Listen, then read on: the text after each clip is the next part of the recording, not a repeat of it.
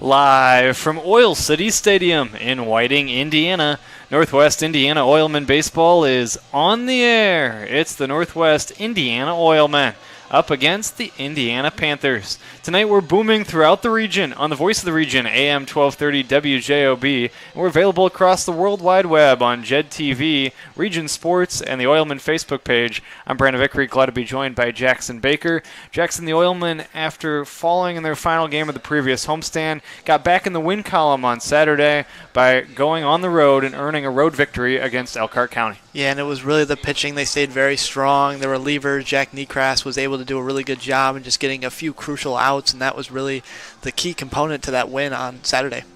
Tonight the Oilmen take on a Panthers team that has had some ups and downs, but they're coming off a pretty successful weekend against the Griffith Generals, and they're still in contention for the final playoff spot in what will be a 4-team playoff. So each game becomes a big one for this Panthers team that needs to string together as many wins as possible if they want a chance to, down the stretch, be still in the race for the playoffs. Yeah, and we've seen it every now and then. The Panthers have been able to get a good win streak going, and they have one right now. It's only one game, but they're looking to extend it here and keep winning, and like you said, hope to get that last playoff spot. The Oilmen have been dominant here at Oil City Stadium. It's good to be back within the confines of the OC after a brief road trip over the weekend. And the Oilmen have, for whatever reason, really dominated the opposition. And the only team that has come into the OC with success this year has been the Southland Vikings. Yeah, and it's really hard to play against the Oilmen here. They like to hit the ball really well, and it seems that extra bases are just the thing that they love doing here at Oil City Stadium. It's the Oilmen and the Indiana Panthers coming up in just a bit. We're going to take a timeout here shortly, and after we come back, I'll set the stage, I'll get you the lineups, and we'll creep closer to first pitch. Oilmen starting off a homestand that'll conclude with the Military Appreciation Night coming up on Saturday. Hope your calendar is circled for that, but we also hope you're locked in for tonight's ball game between the Oilmen and Panthers in just a little while. More pregame after this on the Northwest Indiana Oilmen Broadcasting Network. Rise and shine. All right. WJOB's Jim Deedlow starts your weekdays at 6 a.m. Jed in the region. And be sure to follow us on Facebook. WJOB, AM 1230 and 104.7 FM. When you hire certified electrician contractors, you're getting the best. But just as important as our skill and expertise is our culture of safety. We know it's important to you, and we know it's important to them. Certified Electrician represents the NECA IBEW team, a team where safety and productivity go hand in hand. It's why our jobs finish on time and on budget. It's why owners that use us are repeat customers. Certified Electrician, working together, powering Northwest Indiana.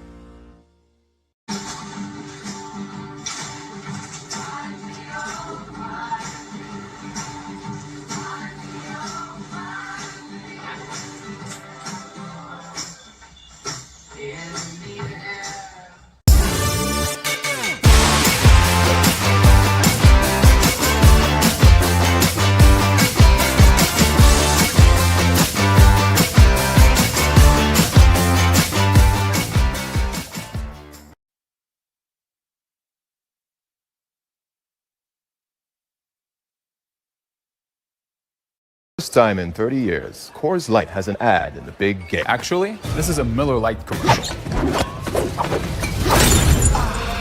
Mountain Cold Refreshment. It's Miller time. Great taste. Less filling. Cold as the Rockies.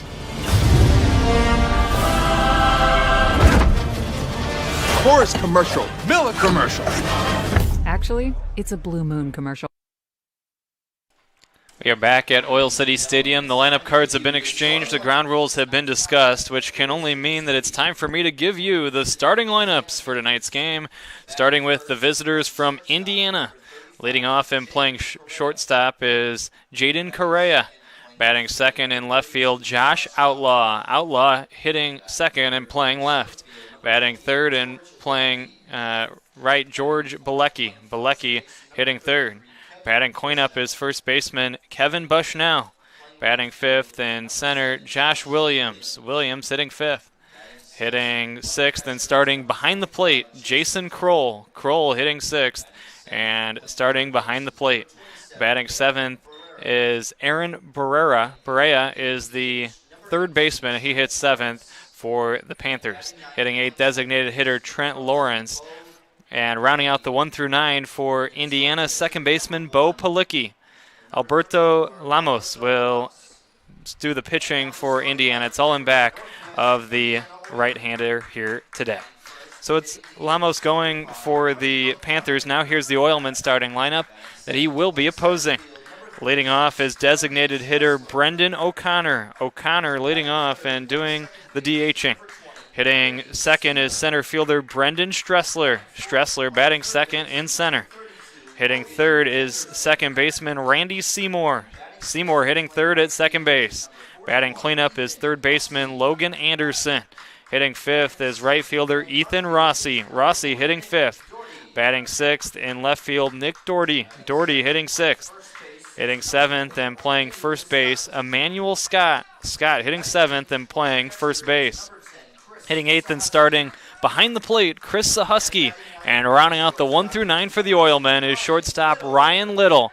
All that in back of the ace of the Oilmen, Northwest Indiana right-hander Brandon Locks. It's Locks starting on the mound for Northwest Indiana. The Oilmen have taken the field defensively. They have been introduced. That means it's time to listen in live, and we join the PA for the playing of tonight's national anthem.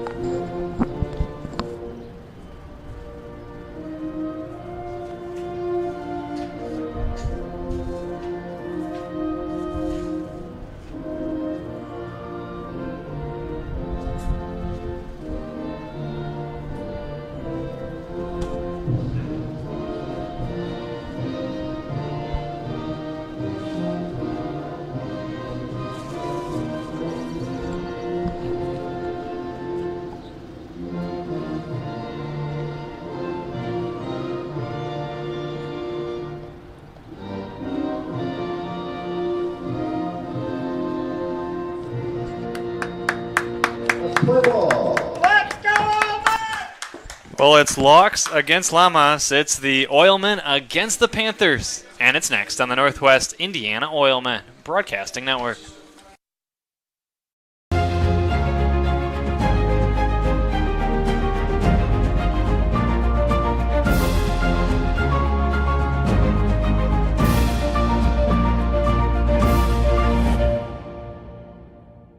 When life takes you places and you can't get to the store, shop online with Strack and Van Til To Go.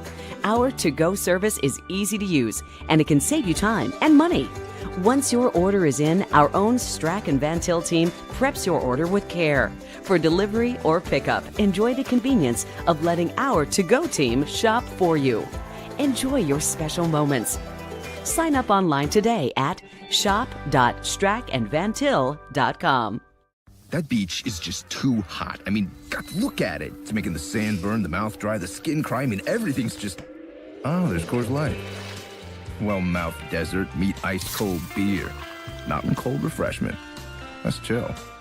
BP's natural gas teams use Smart App technology to share data from any well instantly, so they can analyze trends and stop potential problems in their tracks. Because safety is never being satisfied and always working to be better. Have a student headed to college this fall? If so, you probably have questions, and the best place to find answers is Ivy Tech Community College. Ivy Tech is in your community and offers hundreds of options. Best of all, our tuition is a fraction of the cost of other colleges. Complete a free application to...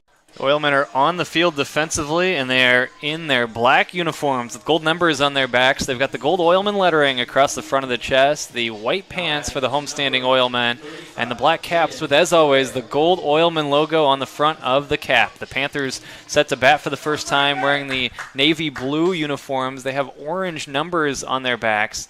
They have orange Indiana lettering trimmed in white across the front of the chest, white pants for the Indiana Panthers here today. Here's the first pitch of the day from Brandon Locks. It comes right on time at 7:10.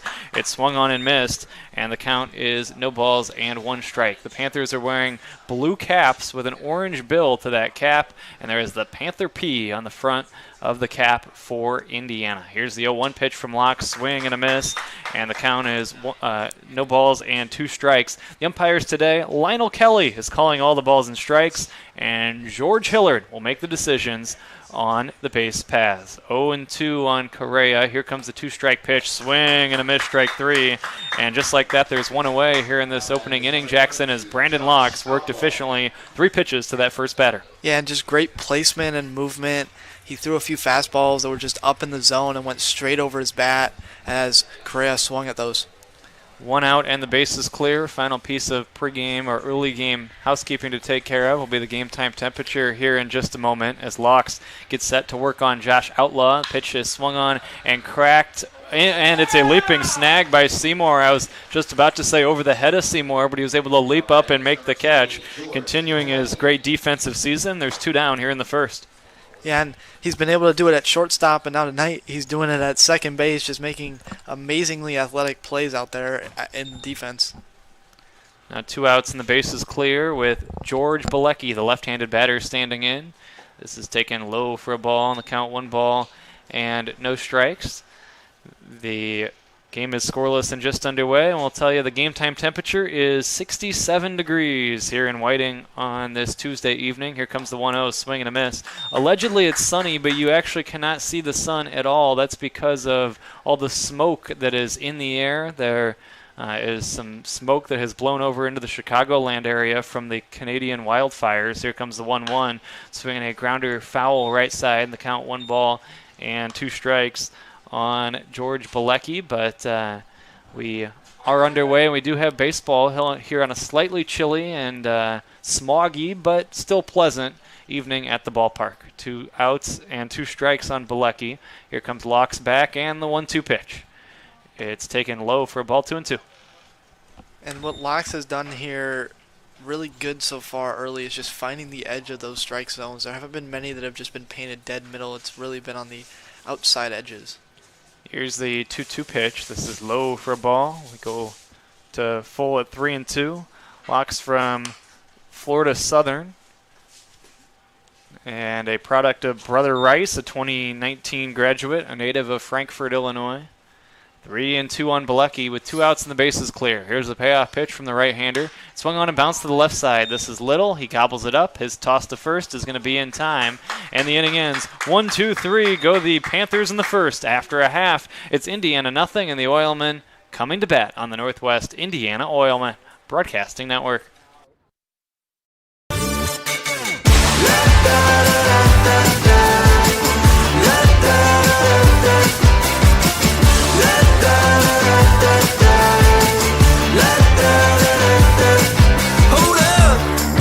Now do what you do, get loud, go ahead, get loose, get down to business, tell everyone, nothing's off limits, you can have anything you want. The Jed TV Sports Network is now the exclusive home to 8 schools. Subscribe today for a full year of sports coverage by using code JEDTV50 at checkout. Visit JEDTV.com for more information. Don't let pain knock you out of the ring. Our hand, wrist, and elbow experts are pioneers worldwide. You need us in your corner. Midwest Orthopedics at Rush. Make an appointment today. After our minimally invasive spine surgery, 80% of golfers maintained or improved their handicap. Be treated by the pros to play more like a pro. Midwest Orthopedics at Rush. Make an appointment today. Officially, it's a fridge full of beer. Unofficially, it's free AC. Coors Light, the official beer of everything. We are back at Oil City Stadium, where we tell you that at Ivy Tech, all their programs are designed to lead you toward a great career. That's just one reason 92% of their alumni would choose Ivy Tech again. Find the program meant for advancing you toward your career quickly and affordably. Oilman Baseball tonight is brought to you by Ivy Tech, a proud partner of the Northwest Indiana Oilmen. It'll be Brendan O'Connor to lead things off for the Oilmen tonight, who come into play with a record of 13-7, hosting a Panther team that enters this evening at 9-14. And O'Connor will step in against the right-hander Alberto Lamas, who is on the mound for the Panthers. What does the Oilmen lineup have to do to be productive, Jackson, here tonight? Just get extra base hits. That's what they've done all season long in their wins, and it's just getting some pop on that bat and getting it out to the outfield and having it drop. First pitch to O'Connor is high for a ball, 1 ball and no strikes. 2 games for Lamas. He has a .655 earned run average. Here's the 1-0. This is high for a ball, 2 balls and no strikes. He's logged 11 innings, striking out 11 and walking 7. Most recently pitched a week ago against Elkhart County. Here comes the 2-0 to O'Connor. This is taken low for ball 3. He logged 7 innings, allowing 7 earned runs on 9 hits while walking 4 and striking out 3 in that game against the Miracle. And here he faces an early 3-ball no-strike count on O'Connor. O'Connor will likely take all the way, and he will low and outside for ball 4. So a leadoff walk worked by the Oilmen against Lamas here tonight. Yeah, in 2 different scenarios, Locks was able to get a 3-pitch strikeout to start the game, and now the Panthers get a 4-pitch walk to start the game. Now it'll be Brendan Stressler, the other Brendan, to stand in, with 2 Brendans at the top of the Oilman order. Here's a slow ground ball to the right side. Palicki fields it. His throw to first is going to be in time. His only play was at first base, with O'Connor advancing 90 feet on the play. 4-3, the put out goes. Brendan Stressler is out number 1, and Brendan O'Connor moves into scoring position. And that's really a way to make up that out. You let a man on in 4 pitches, but you were able to get a nice little roller there to get that first out of the inning.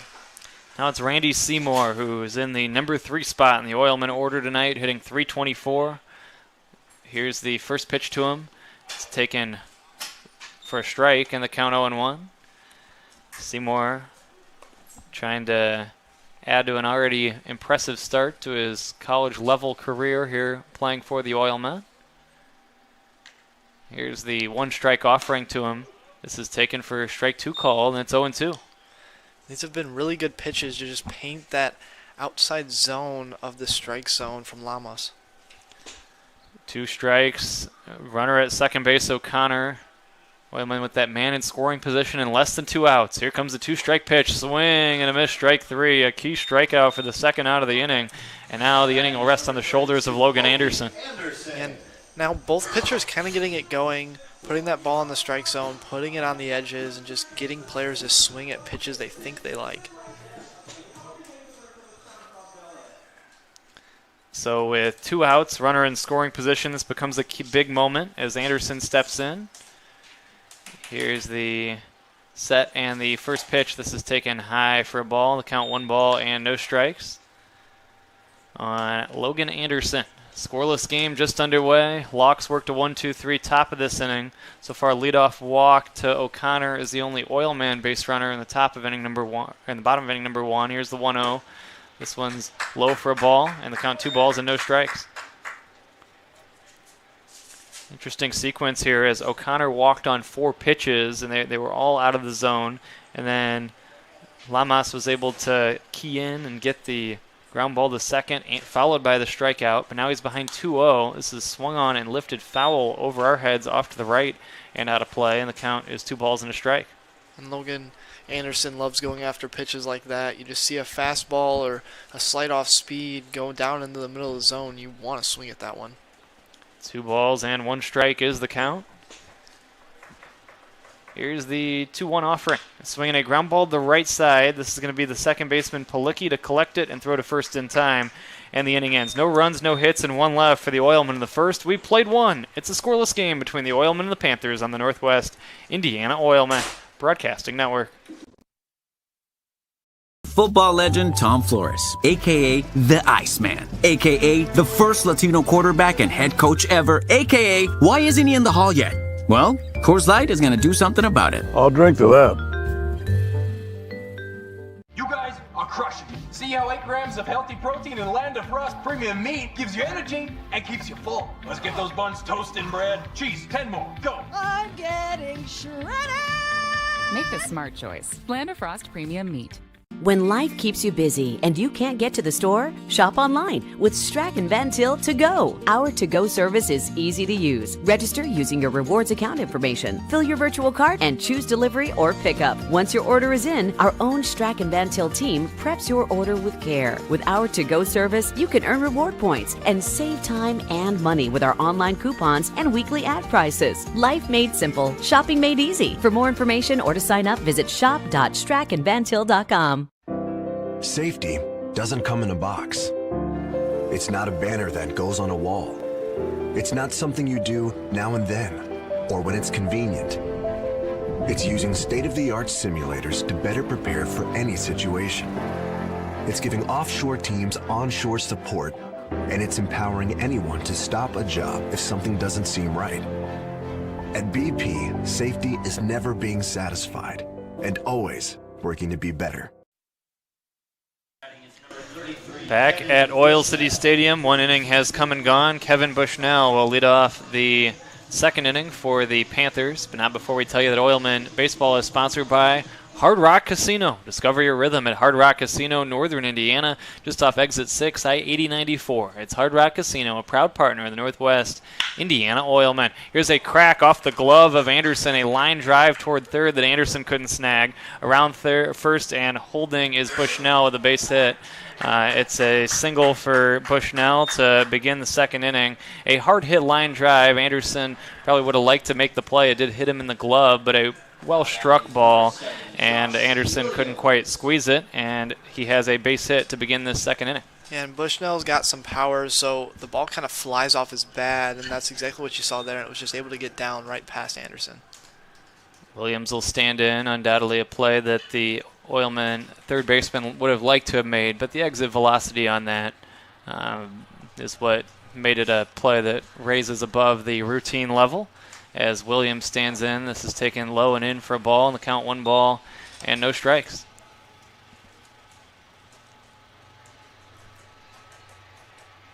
Brandon Locks, we didn't have time to tell you about his biography in that first inning because he worked so quickly sending down the Panthers in order. Here comes the 1-0, swing and a miss by Williams, and the count 1 ball and 1 strike.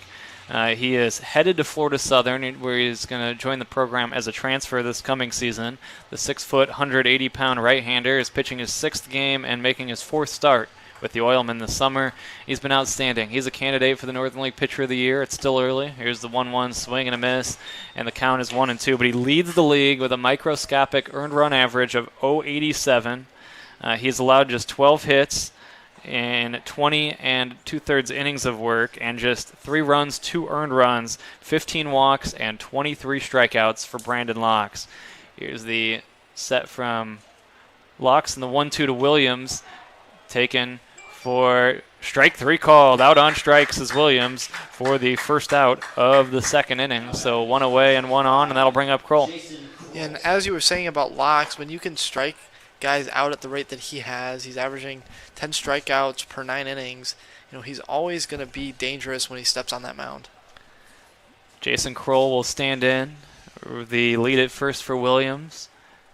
And the set from Locks and the pitch on the way. This is swung on and cracked sharply to center. Right there is Stressler, and he makes the catch for the second out of the inning. 2 outs and a man at first, and that'll bring up Aaron Barea, the third baseman. There are some guys that are kind of our guys here with the Oilmen, guys who have been in the organization multiple years, that go back and come back for multiple seasons, that we've seen develop from maybe their younger days to their more seasoned days in their career. And Tyler and Brandon Locks are certainly in that category. As here's the pitch to Barea, it's taken low for a ball.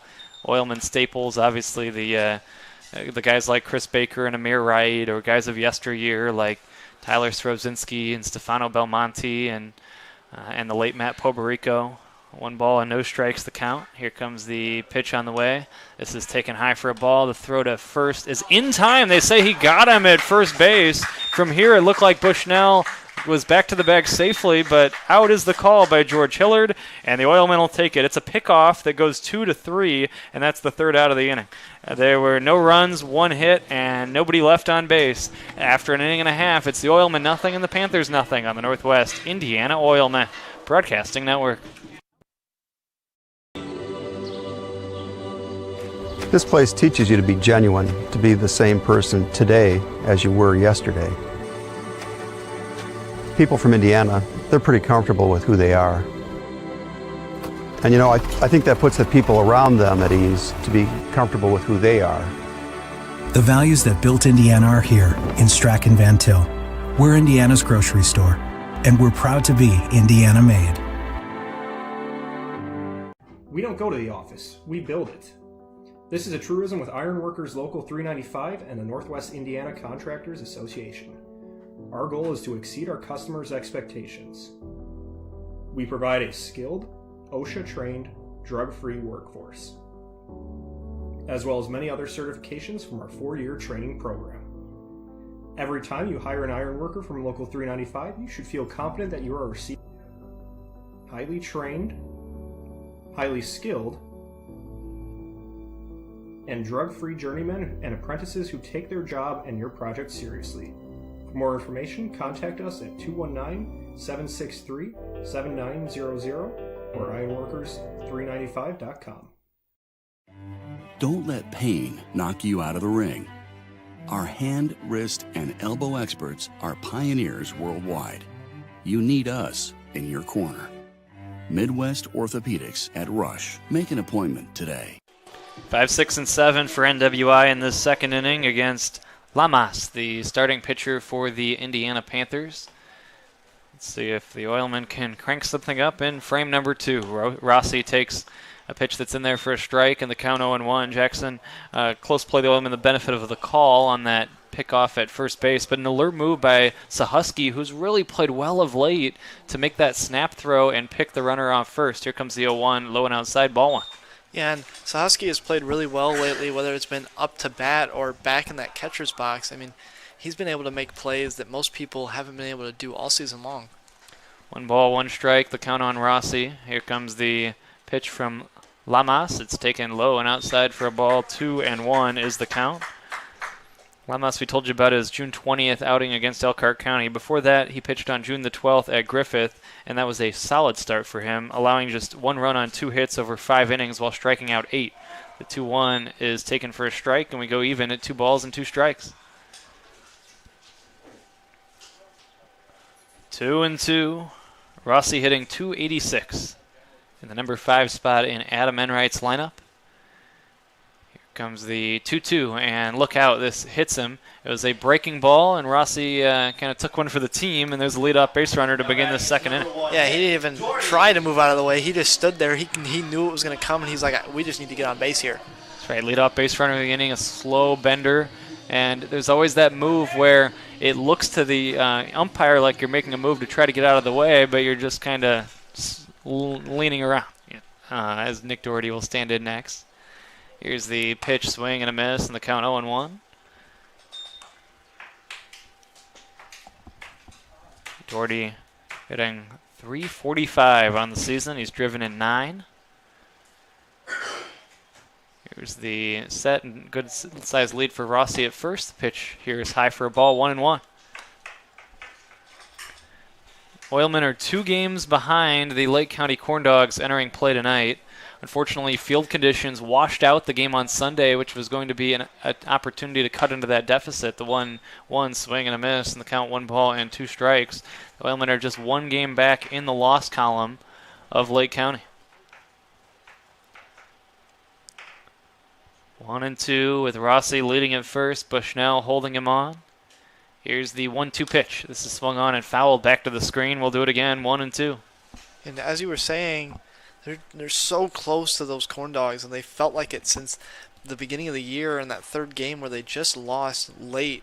I feel like they can really get there and be the number 1 team in the league, but they really have to fight for a few games here soon. let's put it this way. Here comes a pickoff throw to first, not in time. If you take out that 3-game series, not even flipping it and saying the Oilmen won, if you just take it out and didn't play those 3 games, then the Oilmen would be in first place in the Northern League. But, I mean, the games did happen. You can't do that. But it was before Memorial Day. The full team wasn't here yet, and so forth. The 1-2 is swung on and lifted in the air right side. This is going to be the first baseman in foul ground, Bushnell, to glove it. And that's the first out of the second inning. Now batting is number 4, Emmanuel Scott. Emmanuel Scott will step in next, playing first base for the Oilmen here tonight. Lights are turned on and already having a big effect here on a smoggy evening at Oil City. I don't know if smog is really the right term for it, but it's not cloud cover. There's the pitch on the way. Runner goes, pitch taken for a ball. Throw to second base is going to be in time. They got him at second base, and that is the second out of the inning. It was the second baseman Palicki covering the bag. Play goes 2-4 on the caught stealing for the second out. The pitch was ball 1 to Scott, and the count is 1 ball and no strikes.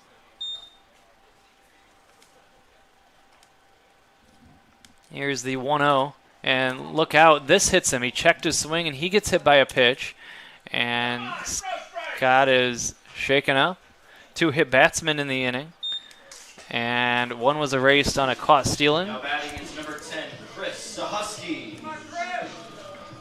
And a few Oilmen shaken up here, but an out on the base paths causing the Oilmen to, instead of being really in business here, Jackson, having just 1 on with 2 down. Yeah, and really, they were quite aggressive early, and I get you have a man on and you really want to score the first run of this game, but very aggressive there, and Doherty isn't usually the guy you see moving.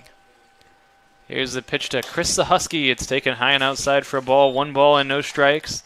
Asked Adam Enright after the game on Saturday about the progression of Chris Sahusky and the great week that he had. Is his average up to 194 after he started the week at 077. Here comes the 1-0 on the way, swung on and lifted in the air, foul off to the right and out of play. And he said the biggest thing is the conversation they had about his identity as a hitter. Trying to go up there and not necessarily trying to run into a double or a home run every time, but putting together competitive at-bats, putting balls in play, and being a table setter type guy for this team, and that has changed things for Sahusky. Here's a swing, big healthy hack that time, and it's strike 2 in the count 1-2. But Enright was really happy with the progression he made offensively over the course of last week when he was in the running for the league's weekly award. 1 ball, 2 strikes with 2 outs. Here's the 1-2 to him, swinging a ground ball to the left side. This is going to be gobbled up by the shortstop. Correa steps on second. There's the force, and that is the inning. But the Oilmen, despite 2 hit batsmen, do not score. No runs, no hits, and 1 left on base. 2 innings in the books. 0-0. Oilmen and Panthers on the Northwest Indiana Oilmen Broadcasting Network.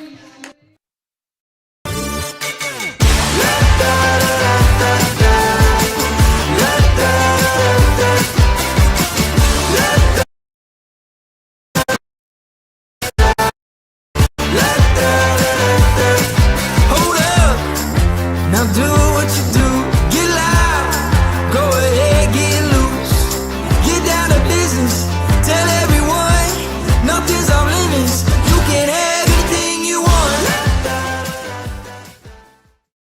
The JED TV app is available on your smartphone and streaming devices. If you downloaded the WGLB Network app, then you're good to go. The same app with a new name. If not, head to the App Store on your phone or streaming device, and right now, you'll be able to watch JED in the Region Rush Hour, and all PNW and high school sports right in the palm of your hand or in the comfort of your own living room. That's the JED TV app, available on all streaming devices.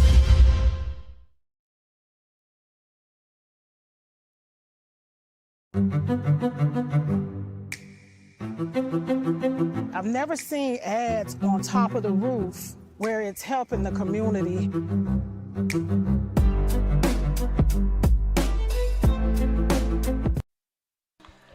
Back at Oil City Stadium, where it's time to tell you about Sentier Bank. Sentier Bank proudly supports the Northwest Indiana Oilmen this season. Since 1895, Sentier has remained deeply rooted in Northwest Indiana and promises to remain not for sale for generations to come. Go to Sentier.com for more information. Member FDIC, it's Sentier Bank, a proud partner of the Northwest Indiana Oilmen. As we take it to inning number 3, Brandon Locks completing his warm-up tosses prior to the beginning of this frame. 2 hit batters in the last half inning, but in part due to a caught stealing, the Oilmen with nothing across, and now 2 innings have come and gone as we take it to the 3rd frame, and Brandon Locks will face the lower third of the Panther order in this inning. Yeah, and I know it's early, but Locks is looking very good out there, keeping the pitch count low and just staying efficient, being able to put the ball in the strike zone when it's needed. And whether it's just low and the batters are able to roll it to either Seymour or Little out there and get an easy out. It'll be the lower third, Perea, to lead things off, the third baseman. Here's the first pitch to him, taken for a strike, and the count is no balls and 1 strike. Most recent outing for Brandon Locks was a week ago on June the 20th. It was against the Griffith Generals. He went 5 2/3 innings. Here comes the 0-1 pitch, taken for strike 2 call, and the count 0-2. He went 5 2/3 innings, 8 hits, 2 runs, 5 walks, and 6 strikeouts. Here comes the 2-strike offering. It's high and outside for a ball. He didn't have his absolute best stuff that night, but he still got it done and put together a very good outing that allowed the Oilmen to go on and beat the Generals that night. Here comes the 1-2. Swung on and lifted in the air, shallow center. Racing in is Stressler, and he dives for it and cannot make the catch. This is going to be a base hit for Berea, as Stressler kind of lunged at that one and couldn't haul it in. The Oilmen typically have either Wright or Baker in center, but both guys a little banged up of late. And the Oilmen have been spoiled with tremendous center field defense from those two. Stressler couldn't quite haul that in, and there's a leadoff base runner on for the Panthers here in this 3rd.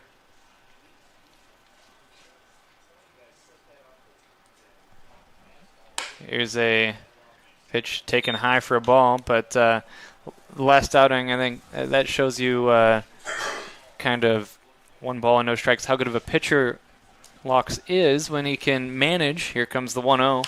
This is swung on and lifted, foul out of play. When he didn't have maybe his absolute top-notch stuff, he had walked 5 in that game and did allow 8 hits, but kept the team very much in the game. Yeah, and it feels like anytime a Locks brother is out there on the mound, the Oilmen are in place for a win no matter how far they go in the game. 1-1 on Trent Lawrence, and typically it's been pretty far. Here comes the 1-1. Taken for a strike call, and the count is 1 ball and 2 strikes on Lawrence. But again, we mentioned it's been fun to watch them over the years, and it's been fun to watch the progression of Brandon Locks from the time that he first pitched for the Oilmen as a younger pitcher back in 2019, and Tyler dates back to 2017. Here's the bouncing ball to the left side, fielded by Anderson. Go to second one. The relay throw to first is going to be in time. That's a double play. And around the horn, 5-4-3, twin killing erases the bloop single, and now there'll be 2 outs with nobody on base for Bo Palicki. Now batting is number 11, Bo Palicki. That was just great movement from Logan Anderson to Ryan Little, over to Emmanuel Scott. That's just how you flip a ball around every single base. 2 outs and the base is clear. Nicely started by Anderson at 3rd. Here comes the pitch, swung on and lifted foul. The Oilmen have actually been pretty strong at turning double plays. And in summer ball, obviously you're not playing with the teammates during the year. You're not practicing all year round like you might be with your college teammates. Here comes the 0-1. Swung on and lifted in the air.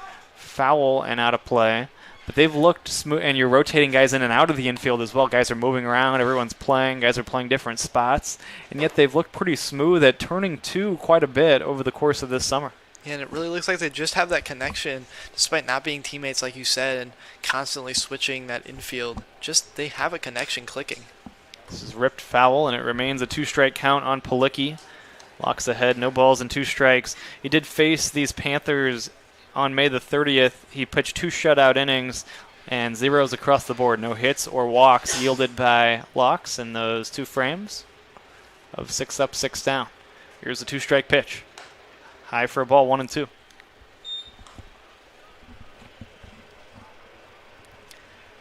Both hits have been balls that the Oilman defense really could potentially have made the plays on. Ball off a sharp line drive off the glove of Anderson, then a ball that fell and that Stressler could not quite get to, that he was lunging for, and this misses for ball 2-2. But both have been quickly negated, one due to a pickoff and one due to a double play. Here comes the 2-2 to Palicki. This is swung on and lifted in the air right side over is Emmanuel Scott. He's up against the wall and he cannot make the catch as he kind of tripped over the wall there and it deflected off that side wall and luckily avoided being nailed by the ball after it bounced off that wall, and we'll do it again. 2 balls and 2 strikes. And sometimes you just have to give up on a foul ball like that. You know, it goes a little too far and you don't want to hurt yourself. Scott kind of realized that, but still went after it a little bit. There is some padding on that brick wall, but I still don't think it'd be overly comfortable to ram into it. 2 balls and 2 strikes, the count on Palicki. Here's the break-even pitch. Swing and a miss, strike 3. He blew it by him. Out on strikes is Palicki, and the Panthers are done in the third. No runs, a hit, and nobody left. After 2.5, it remains Oilmen nothing, Panthers nothing on the Northwest Indiana Oilmen Broadcasting Network. These days, it's recommended that you keep your social circle small. Of course, as the original light beer, we've always recommended that. It's Miller time. BP's natural gas teams use smart app technology to share data from any well instantly, so they can analyze trends and stop potential problems in their tracks, because safety is never being satisfied and always working to be better.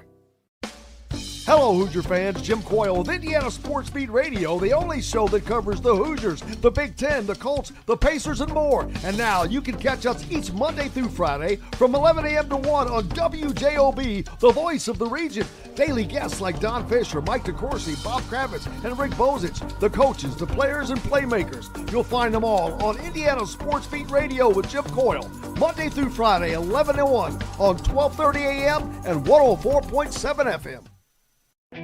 Who is the IBEW? We're the people who bring the power to your home, the ones who make sure your phone calls and internet keep speeding along. We build things like schools and hospitals. We bring the biggest shows and sporting events to the world, keep America's railroads on the right track, help cities, states, and the federal government work for you. And we proudly build products made in the USA. The International Brotherhood of Electrical Workers, the IBEW. Ryan Little leads off the bottom of the third inning. Here's the first pitch on the way from Lamas. It's swung on and lifted foul off to the right and out of play. And the count 0-1 on Little, who's hitting .279, has driven in 11. And he bats with a count of 0-1. Locks has faced the minimum through 3 innings despite allowing 2 base runners. Again, both have been erased on the base paths. Here's a ground ball toward third. Brea will field it. His toss across the diamond is in time. 5-3 the putout goes, and that's the first out of the third inning. And very effective there from the Panthers to just place those pitches. Lamas was able to place those pitches low in that zone and just get a roller from Little, who's very effective at getting hits. He has 17 on the year. O'Connor walked his first time, 1 out, and the base is clear. Scoreless game in the third. Nice job by Lamas so far. Here's the pitch, swing and a miss, and the count 0-1. He has kept the Oilmen in check. In fact, no hits for Northwest Indiana here in the early going. Here comes the set and the 0-1 from Lamas. It's taken for a ball, 1 ball, and 1 strike. And really, if you want to beat this Oilman team, that's what you have to do. You have to have strong pitching, because the upside for this Oilman team has been getting runs often and early. This is low for a ball, 2-1. Yeah, if you can a lot of times throw that first punch, so to speak, in a game, you can roll the rest of the way. You have a big inning early in the game. Here comes the 2-1. This is swung on and lifted in the air to center. Back on it, Bilecki. Still going back. This is trouble, and he's not going to get there. It's extra bases for O'Connor. He's around second. He's thinking 3. Here comes the relay throw toward third. He dives head first. He's safe at third. Triple for Brendan O'Connor. The first Oilman hit puts a man at third with only 1 away. Just like that, O'Connor opens this ball game up for some runs to be scored. And just the speed from O'Connor to immediately realize after that went over the head of Bilecki that he had a chance for 3. He was dead sprinting to get to third. 1 out and a man at third, and Stressler standing in. Let's see how the Panthers play it here on the infield. Here's the pitch. This is taken high for a ball at second. Way back is Palicki. The shortstop Correa is not all the way in, but he's much further in, kind of in front of the baseline. Here comes the 1-0 pitch. This is taken low for a ball, bounces away, charging toward the plate. O'Connor, he will score the game's first run. A wild pitch allows the Oilmen to take the lead, and they strike first, leading the Panthers by a score of 1-0. And just like that, the ball kind of comes away from Lamas. Maybe a late release point there, and just allows for O'Connor to come in with that speed that he showed to get that triple. So Stressler now with a 2-0 count, bases clear. Here's the pitch. This one just misses outside for a ball, 3-1 as the infield returns to normal depth. 1-0 in favor of the Oilmen. And now the 3-0 to Brendan Stressler. Taken for ball 4. He worked a walk. Second walk of the day issued by Lamas, and he's also hit a pair of batters, so 4 free passes in total for the Oilmen offense. Yeah, and both walks have been 4-pitch walks, so it seems like when he loses confidence or just kind of gets a late release point, it happens often. Now it's Seymour who struck out his first time. Here's the first pitch to him, swinging a foul off to the right and out of play. Stressler, along with Graham Mastros of the Oilmen, both headed to SLU, St. Louis University, this coming year as incoming freshmen. SLU, a strong program. They went 33-23 and got to the title game of the A10 tournament this past year. Here comes the 0-1.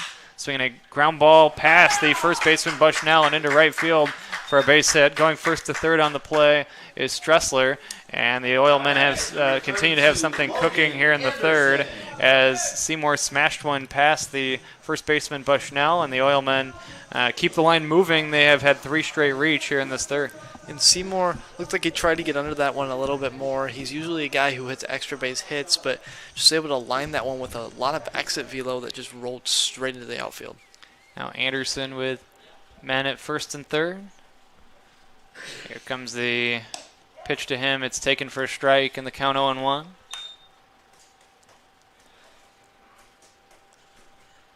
One nothing in favor of the Oilmen as we play inning number 3. Here's the 0-1. Runner from first goes. Pitch is swung on and lifted in the air, and now it's 0-2. We'll see if Seymour is in motion again on this 0-2 pitch. Yeah, and if you're Seymour, you really have to get that movement going because you don't want to force a double play here. 0-2. Here's the long set and the 2-strike pitch. Swing and a miss, strike 3. A big strikeout there of Anderson, a dangerous hitter, and you're facing him with 1 out and a man at third. You're able to get the strikeout. That's big for Lamas, and now it remains a 1-0 game, and the inning rests on the shoulders of Ethan Rossi. Yeah, and that's exactly how you get back into this if you're Lamas. Just, find that strike zone. Whether you're throwing it dead middle, you've already given up a run, so just try and strike these guys out easily. Runners at first and third. Here comes the pitch. Runner goes. Pitch swung on and lifted foul. Both times that Rossi has been in motion, the batters have spanked it foul. And we'll do it again. No balls and a strike. See if Rossi moves again. We'll see if the Panthers choose to throw through here. Now there are 2 outs in the inning versus a moment ago where you had the opportunity to try to move with only 1 out. And he's not going this time. The 0-1 is taken for a strike called, and now 0-2 on Rossi. And really, after that 4-pitch walk, it looks like Lamas has just been able to find that strike zone very easily. So here's the set, and the 0-2. Runner goes, pitch swung on and missed, and the inning ends. Swing and a miss by Rossi, back-to-back strikeouts by Lamas, and the side is retired. 1 run, 2 hits, and 2 left for the Oilmen in the third. We go to the fourth. It's the Oilmen 1 and the Panthers nothing on the Northwest Indiana Oilmen Broadcasting Network. Did you know? They decorate over 210,000 cakes a year. Did you know? Their butcher will cut your meat your way. Did you know? They have trained floral designers in store. Did you know? They will make your wedding cake. Did you know? They have a variety of deli bakeable entrees. Did you know? Their online app has coupons and so much more. Who does that? Strack & Van Til. Now you know. Yes! When it comes to Sunday, choose the right couch. Here's to the original light beer. It's Miller time. Remember, everyone, tune in from 3 to 5 p.m. Monday through Friday for the Region Rush Hour with Tony Panic and Sam Michael. Well, Sam Michael and Tony Panic. Well, yeah, Tony Panic, you know, we'll talk about it. Tune in, everybody.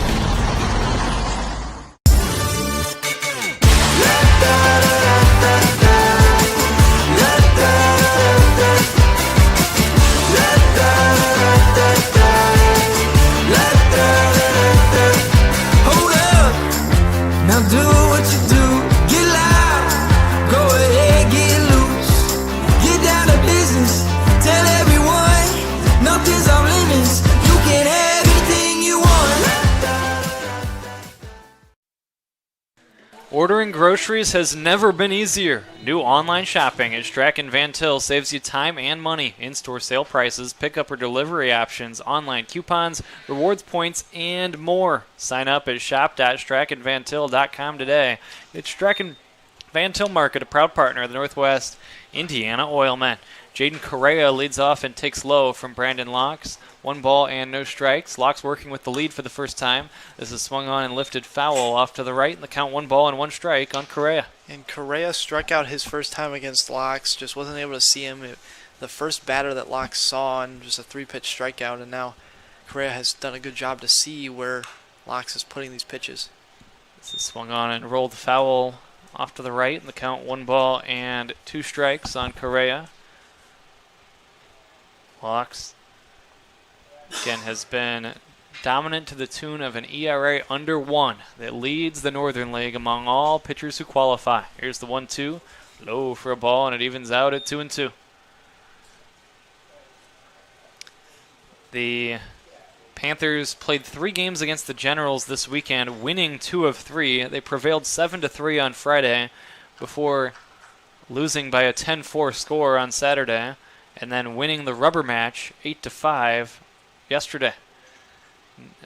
6 of the 9 wins for the Panthers have come at the expense of the Griffith Generals. Here comes the 2-2.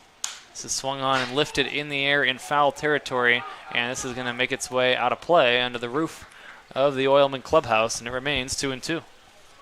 And it seems like batters have kind of been able to see where Locks is going with his pitches, but they're just not able to make contact exactly the way they want. They've fouled off a lot of pitches, just the ones they don't see have been able to go for strikes. He's hard to hit. There's been little doubt about that so far this season. 1-0 in favor of the Oilmen as we play inning number 4. Top of the order up for the Panthers in this inning. The top of this order did go 1-2-3 in the first. This is high and tight for a ball, and we go full at 3-2. Oilmen have played well. They've won 4 of their last 5 games. Here comes the payoff pitch. This is swung on and lifted off to the right, foul and out of play, and it remains 3 balls and 2 strikes. And again, they have had such great success here at home, where they are 10-2. The 2 top teams in the league have protected their home field well, in fact, masterfully, because there's one team that has a better record at home than the Northwest Indiana Oilmen, and that is the Lake County Corn Dogs. Here's the payoff pitch, swinging a foul.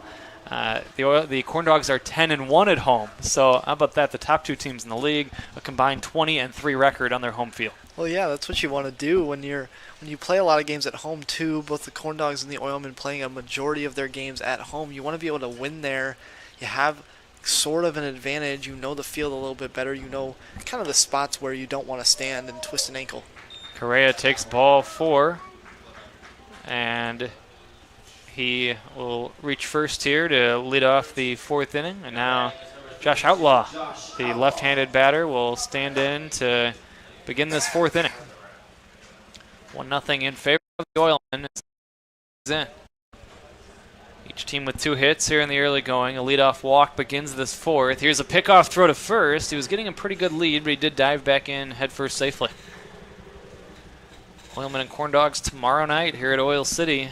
And first things first, the Oilmen trying to focus on tonight and taking care of business against these Panthers. And here's the pitch. This is swung on and lifted in the air to center. Underneath it is Stressler. He camps and he makes the play for out number 1 in this 4th. Now George Balicki, the third hitter in the order, will stand in next.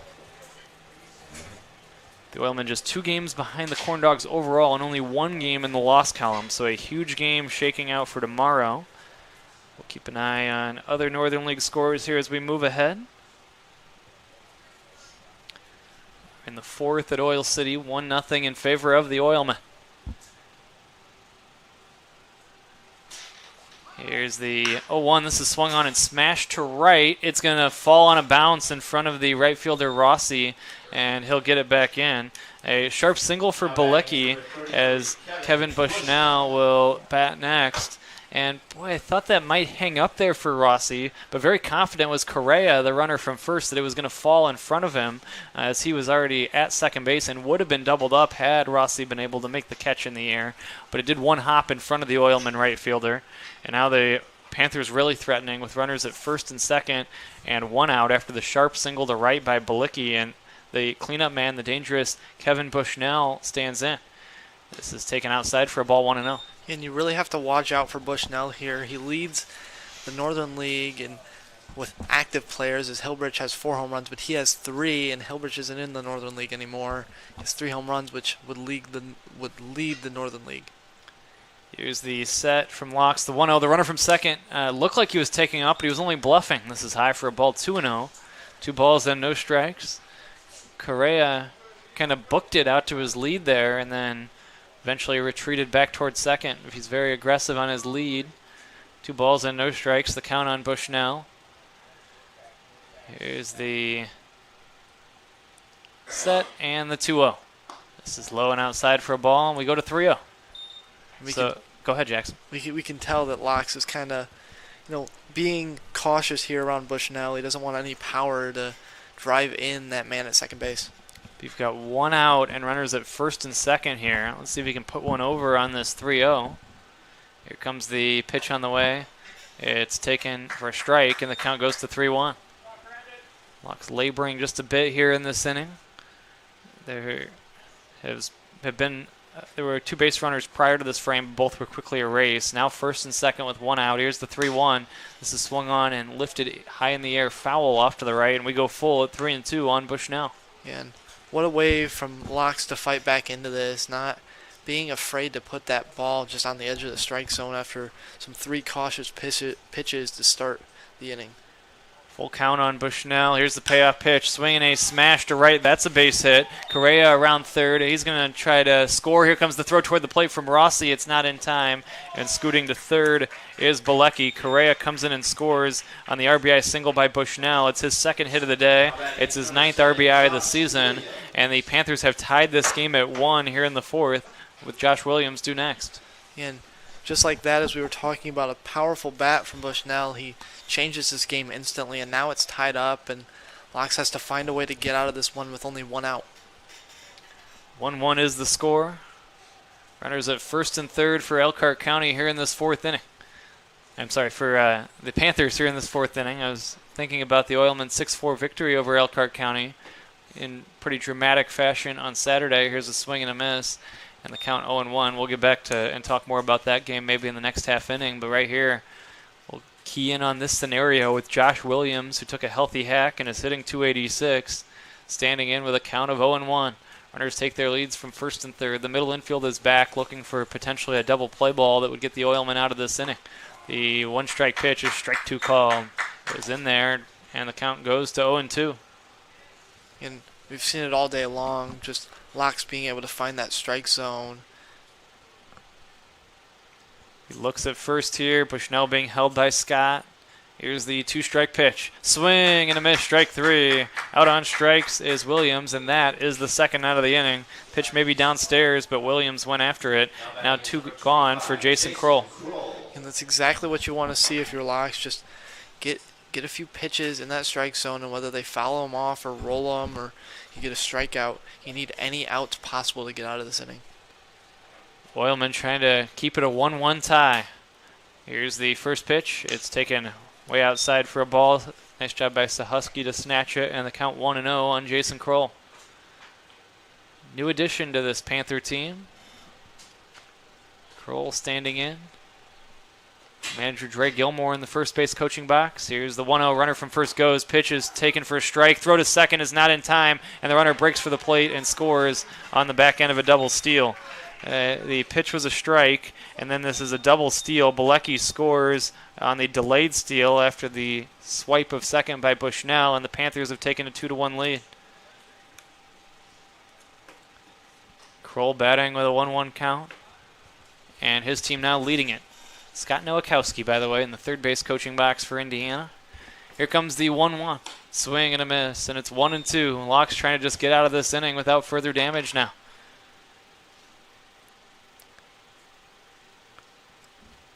I don't know if you throw down in that spot knowing that you have Locks on the mound, kind of trust him to get the out instead of throwing down there. Here's the 1-2. This just misses. Locks was headed toward the dugout, and Lionel Kelly says not so fast, and the count goes to 2-2. Yeah, and Locks just has that confidence in himself, and he really thought that one was a strike, really just trying to get out of this one. 2-2. Can see where he was coming from. Here comes the 2-2 pitch. This one just misses, and now we go full at 3-2. 3 balls and 2 strikes. Locks trying to get out of this inning. He thought he made a good pitch on that 2-2, or on the 1-2 actually, but instead that missed. And then the 3-2 did just miss the zone. Sahusky tried to frame it, but not successfully. Now we have a payoff pitch with 2 down in this inning. Locks comes back to Kroll, and here's the 3-2. This one is downstairs for ball 4. So second walk of the inning and second of the day issued by Locks. And now Aaron Barea will have a chance with 2 outs and 2 on. And this is something we haven't seen often from Locks. Just giving up runs in one inning. He's already given up 2, and now there's 2 men on. He does have 2 outs, but there's a chance that this could become a bigger lead. It doesn't yield a lot of crooked numbers, that's for sure. Here's the first pitch. It's a strike, and the count 0-1. No balls and a strike on Barea, who singled his first time. This is the 7th Panther to bat in this 4th inning, in which they've scored twice. Here's the set from Locks in the 0-1. Swinging a ground ball toward third, and the throw to second is going to be in time. Juggled slightly by Logan Anderson at third, but he's able to recover in time to get the force, and that's the inning. 5-4 on the fielder's choice, and the side is retired. But Panthers score twice. They do it on 2 hits and leave 2. After 3.5, it's now Indiana 2 and the Oilmen 1 on the Northwest Indiana Oilmen Broadcasting Network.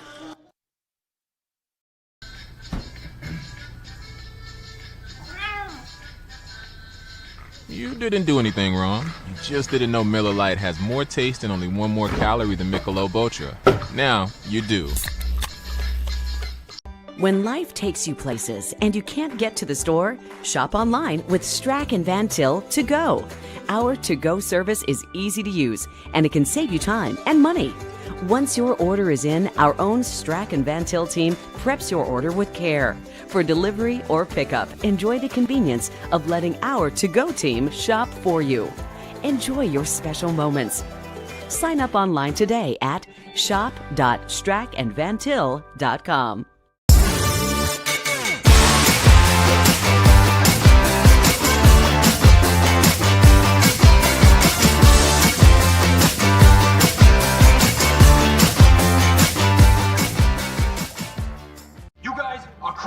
See how 8 grams of healthy protein in Land of Frost premium meat gives you energy and keeps you full. Let's get those buns toasting, bread. Cheese, 10 more. Go. I'm getting shredded.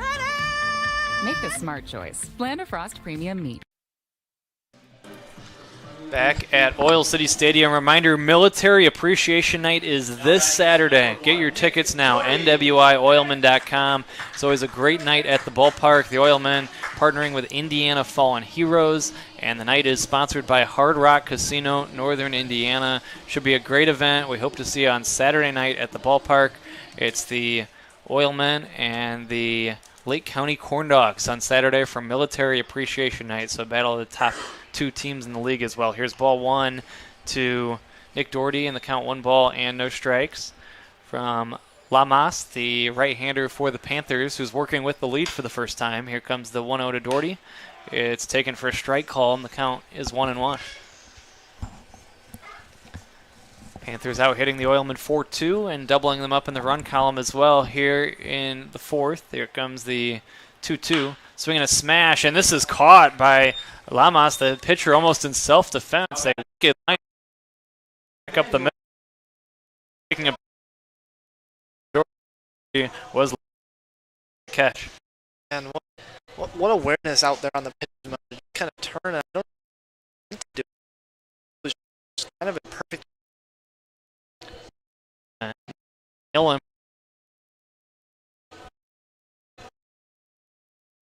Where, but he was able to line drive for the first out of the inning. Here comes the pitch to Scott. He swings and grounds this one to the left side, scooting over his Berea. The third baseman throws to first in time, and quickly there are 2 down here in this fourth with Lamas rolling by a score of 2-1. Very effective. Lamas to start the bottom of the fourth. He was kind of wild to start the first 3 innings, and now really effective in this fourth.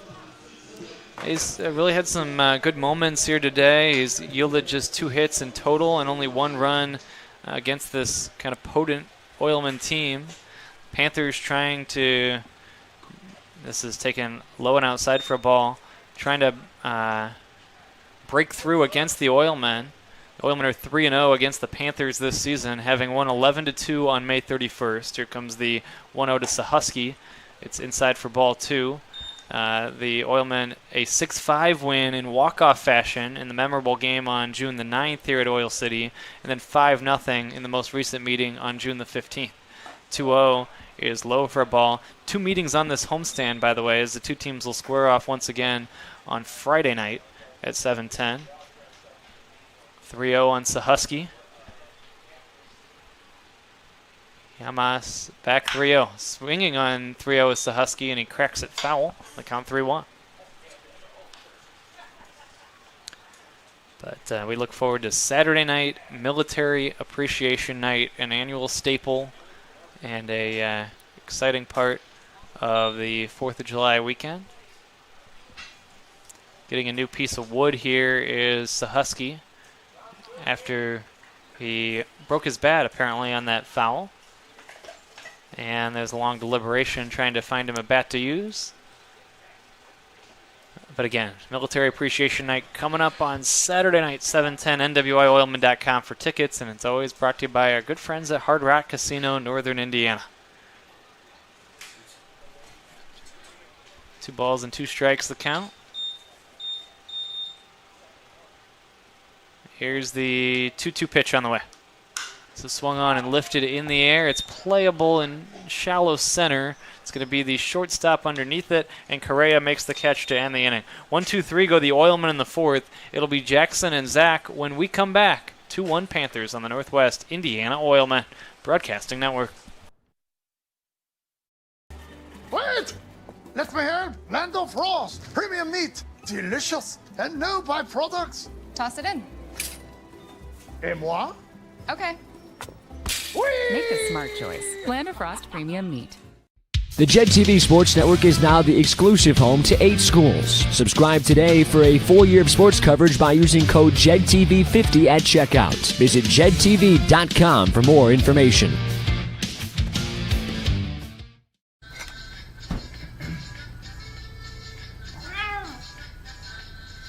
You didn't do anything wrong. You just didn't know Miller Lite has more taste and only 1 more calorie than Michelob Ultra. Now you do.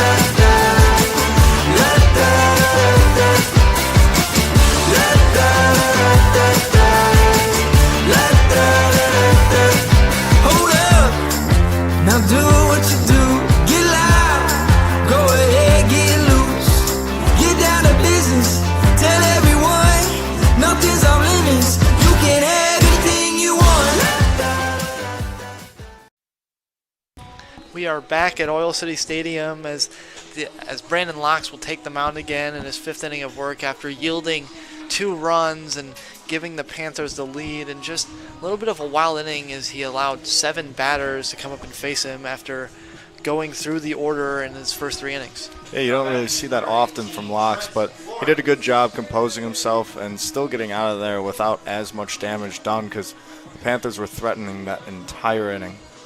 Yeah, and he's lucky to get out of there with only 2 runs. It's a 2-1 ball game as Locks looks to deal, and that's a swinging strike 1 for Lawrence, and that's what Locks has been able to do very well today, just get players to swing at him.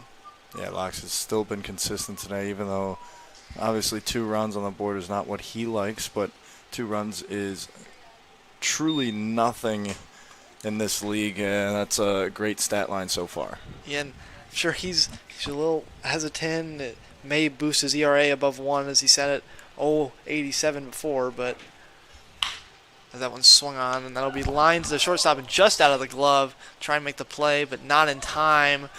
Out of play. And Lawrence will advance to second on that error. Yeah, that one's a little strange play from Little. It came in blistering hot right to his mitt, and it kind of just popped out and unable to make the throw as well. But that will be an error on the throw. That's a tough one to score, to be fully honest. Yeah, really don't know where to put the error there. That one's taken low for ball 1. It's a well-hit ball. There's definitely an error on Little on the throw for him to advance to second, but I think we'll give him a base hit as well. That one flew out to center. Stressler will get out 1. Now batting number 35, Jaden Correa.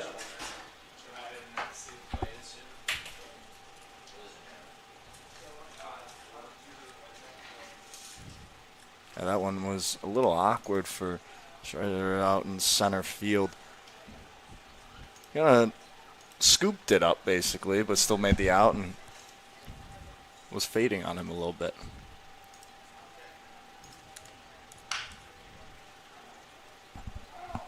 That one just foul right side past Scott. That one hit the line and all.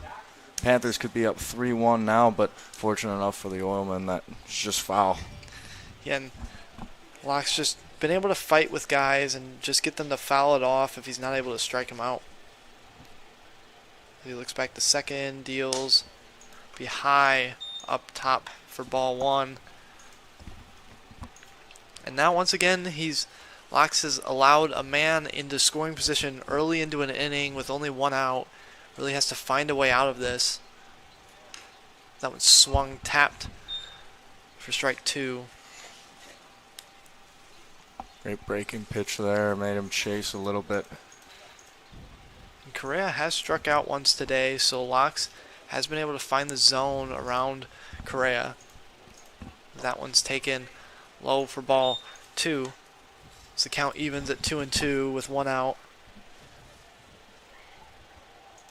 Lawrence still stands on second after that wild play where error will go on Little for the throw and will be counted as a single for Lawrence.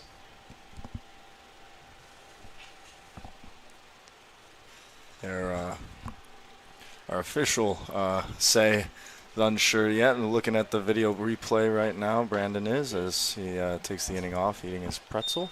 Yeah, he's trying to figure it out as that one's taken low for ball 3, and that will fill up the count 3-2. And we really want to get an official call on this. We don't want to just kind of throw it out there, but as of now, we want to say the error is on the throw. Advanced him to second, but a well-hit ball. That one swung on, and he struck him out. Swinging strike, and we've seen that now twice. Correa has been struck out by Locks. And for a full count, you know that probably Locks is going to attack him with a fastball and just beats him best on best up high, just above the numbers, and he was able to get him to chase. And that's really what Locks does well, just throws his fastball and just makes him swing under it. That one's in there, low, wild pitch, and Lawrence will advance to third on that wild pitch from Locks.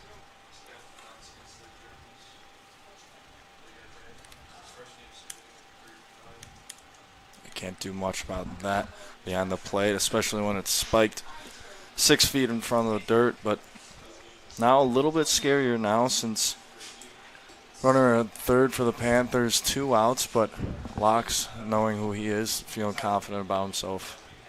That one's taken low and inside for ball 2. And yeah, Locks really has the ability to always bounce back into a count any means possible.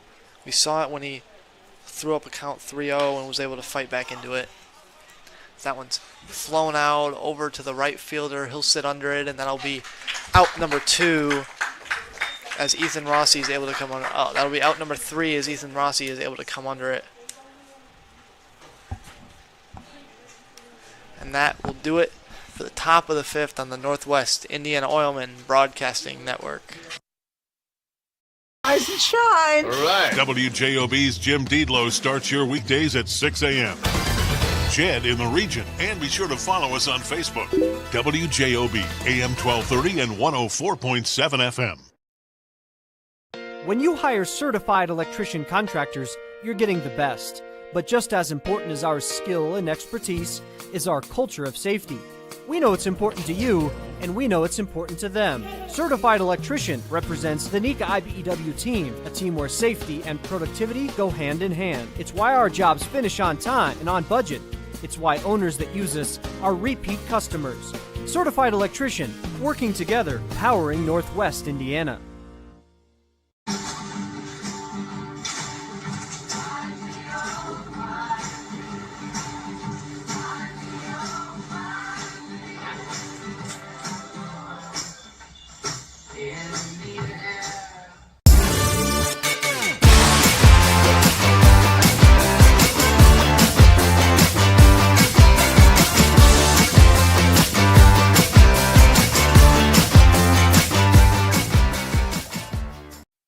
We are back here at Oil City Stadium as the Oilmen try and claw back into this one. Locks was able to get out of a tough inning where a man was on third, and there was a little fumbling of a play from the man up at the plate right now, Little, but that will be counted as a single and an error on the throw as he swings at that one. Yes, we do finally have the official scoring. Base hit with the throwing error for the advancement on second, but still tough play from Little and able to kind of bounce back and try to make a play, but unable to last inning. Yeah, that one's taken high for ball 1 from Lamos. And yeah, Little just trying to kind of bounce back from that. He tried to jump up there and get that one, but sometimes you can't make those plays as that one's taken high and outside for ball 2.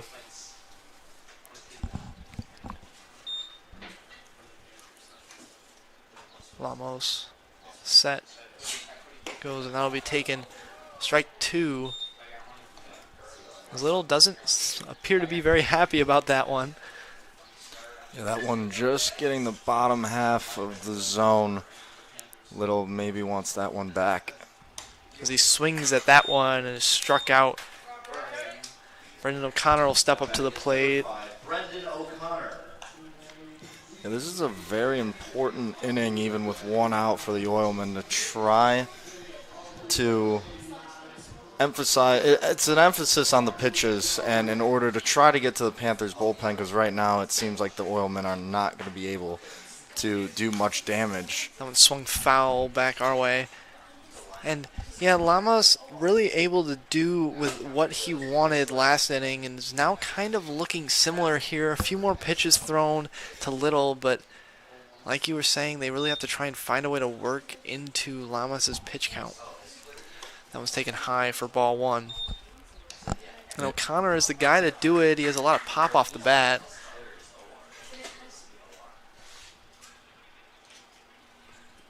Lamas stands set. That one's high for ball 2.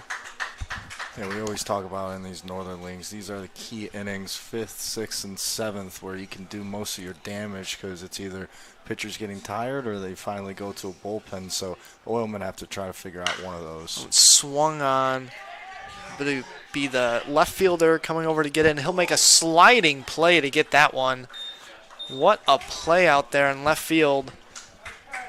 Now batting number 36, Brendan Wow, and that is one athletic play from Outlaw. You had Correa and Outlaw both looking like they both were iffy, not so confident trying to get that, and obviously you do want to avoid any collisions because that could be bad, but a nice sliding catch from the left fielder Outlaw to get the second out of the inning. And Stressler steps into the box now as he looks at ball one just inside, and yeah, looked like Correa kind of waved himself off last minute and said to Outlaw, you can have this one, and just a beautiful slide to just get under that one. That was taken outside for ball two. And we always know that the outfield has priority over the infield, especially on those type of balls, just because infield are running back and the outfield's coming in hard. That one swung on, smoked for a base hit from Stressler. Now batting is number 20. Just got through the first and second baseman there. Now Randy Seymour steps up with 2 outs and a chance to put a man in scoring position. Let's see if the Oilmen can do anything with these 2 outs.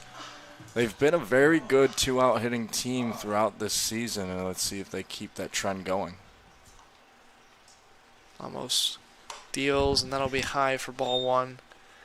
And yeah, it seems when they get 2 outs, they always have a chance to score multiple runs. It seems whenever they get 2 outs, they go to the heart of the order, and men like Seymour and Anderson start to step up and make big plays. That one's fouled back over our heads.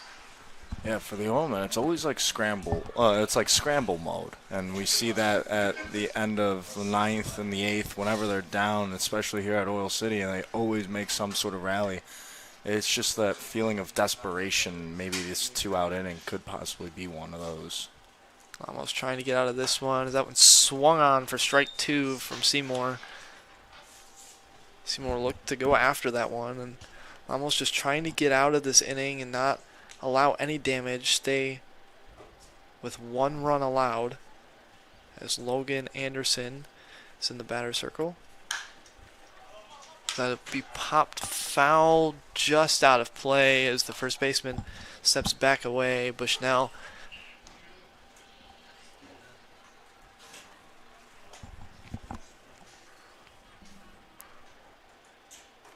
Seymour really has a lot of pop on the bat, and if there's a wrong pitch or a mistake from Lamas, this could really go into the outfield, and it could have a possibility to score Stressler. That one swung on, heated out to the right fielder, and he'll make the play on it for out number 3 at the bottom of this 5th, and when we come back, it'll be myself and Brandon Vickery on the Northwest Indiana Oilmen Broadcasting Network. First time in 30 years, Coors Light has an ad in the big game. Actually, this is a Miller Lite commercial. Mountain Cold Refreshment. It's Miller time. Great taste. Less filling. Cold as the Rockies.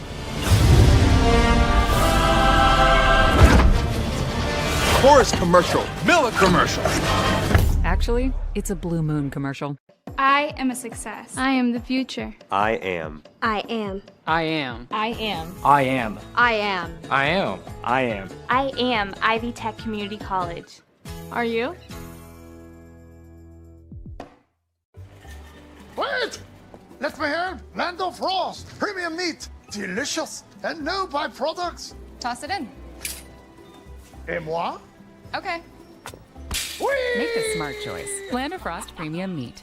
It's common for back patients to have a lot of questions, but at Midwest Orthopedic Specialty Hospital, we ask a lot of questions too. We want to know about their jobs, their hobbies, their lifestyle. Because spinal conditions are oftentimes complex and multifaceted, the best solutions take into account work and lifestyle. The spine is at the basis of everything that we do and who we are. For us, surgery is not the first priority. Finding the least invasive option to give you your life back is. Back at Oil City Stadium with Jackson Baker, Brandon Vickery back with you.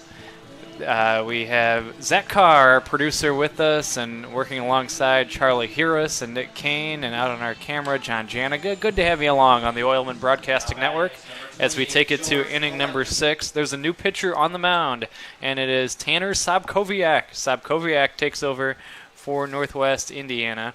The day is done for Brandon Locks. He goes 5 innings, yielding 5 hits. 2 runs were charged to his ledger. He walked 2 and struck out 5. 2-1 in favor of the Panthers, as George Bilecki will lead off the inning.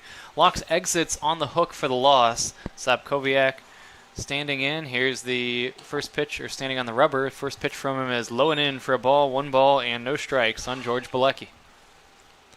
And Bilecki was one of those guys in that 4th inning who got on and was able to score late into that inning. Here's the 1-0, ground ball through the right side. That's going to be a base hit right field. A ground ball single off the bat of Bilecki. Sobkowiak working here for the Oilmen as he takes over for Locks. What can you tell us about Tanner Sobkowiak? Well, he's been kind of iffy all season long, has 12 earned runs, but he's been able to strike a few guys out every now and then. He has 4 on the year, and if he really gets going, he's able to find the strike zone often. It's just whether he has the confidence out there on the mound. Kevin Bushnell standing in. Runner on first base, 2-1 in favor of the Panthers. This is swung on and ripped to right, racing over, diving for it, and able to make a nice catch is Rossi. Rossi makes the play in right. And Bushnell is out number 1 here in this 6th inning.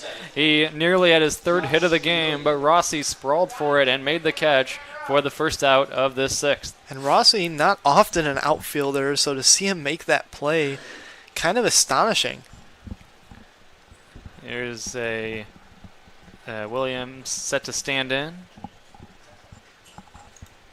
He's going to try to take a look and see if 1 out, and Williams batting with a runner on first. Here's the pitch, swing, and a miss, and the count 0-1.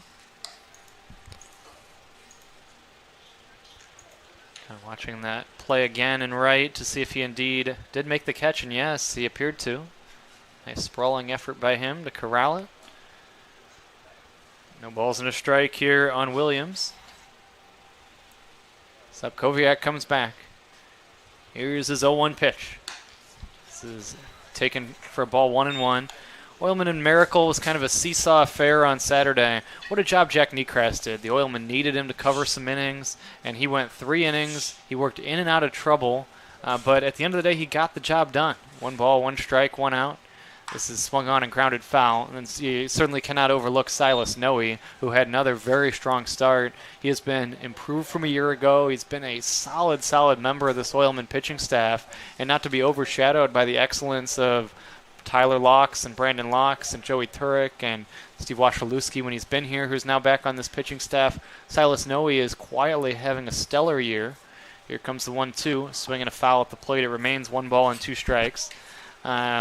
And Niekras was in jams in every inning in that game against the Miracle, but somehow he worked in and out of trouble and got the job done for the 3-inning save. Yeah, and he was just able to really gain confidence when it mattered and find that strike zone when it mattered, and he's almost looking like he did a year ago in this Northern League. 1 ball and 2 strikes on Williams, 1 out. Here's the set from Sobkowiak and the 1-2 pitch. This is swung on and lifted high in the air left side. It's the shortstop a little underneath it. He makes the catch for out number 2. Little corrals it, and Williams is the 2nd out of the 6th inning. And Little originally wasn't going to be the first one to go for that. It was going to be Anderson, and then Anderson kind of realized that Little was going to go for it, and Little almost missed the play. 2-1 in favor of the Panthers as we play inning number 6. 2 outs, and Jason Kroll standing in next. Adam Enright, talking about Niekras to us after the game, said that he's progressively gotten much better. He was hurt by a leadoff walk in that last inning. This is high for a ball, but really potentially could have hurt him, but it really didn't end up hurting him, and he did an outstanding job to stretch to 3 innings. And Adam saying if each member of our bullpen can give us 2 to 3 solid innings each time out, we're going to be in really good shape. The 1-1 is foul, or 1-0 is fouled, 1 ball and 1 strike from Sobkowiak to Kroll. But we will see if that can continue to play out going forward as I think that's so crucial to this Oilman team is the games they've lost oftentimes are when the relievers don't give him those 2 solid innings that he's counting on from each guy. And we'll see how that plays out tonight. I think the Oilmen will have a good chance to come back and win if the bullpen does the job. Here's the 1-1. This is lifted to right. Rossi is underneath it, and he gloves it, and that's the inning. Sobkowiak does the job in the 6th. He allows just 1 hit, no runs, and the Panthers leave 1. We have played 5.5. It remains Panthers 2 and the Oilmen 1 on the Northwest Indiana Oilmen Broadcasting Network.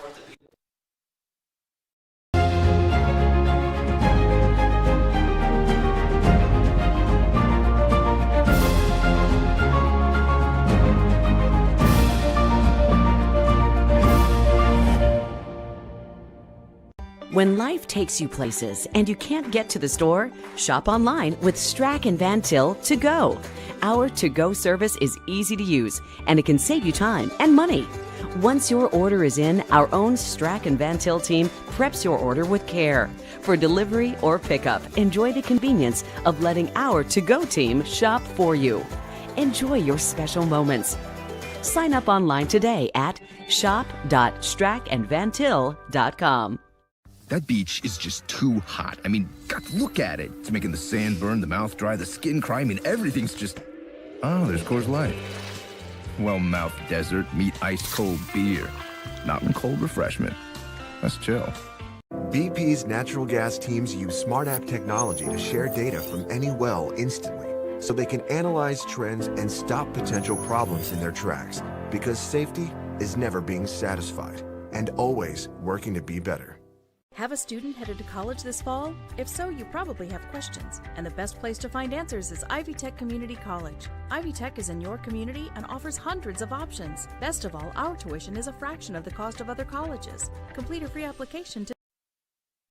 Well, the key all season for the Oilmen has been to keep the opposing team to 5 runs or fewer. It's a stat we've shared a few times as Logan Anderson gets set to stand in here to begin the 6th inning.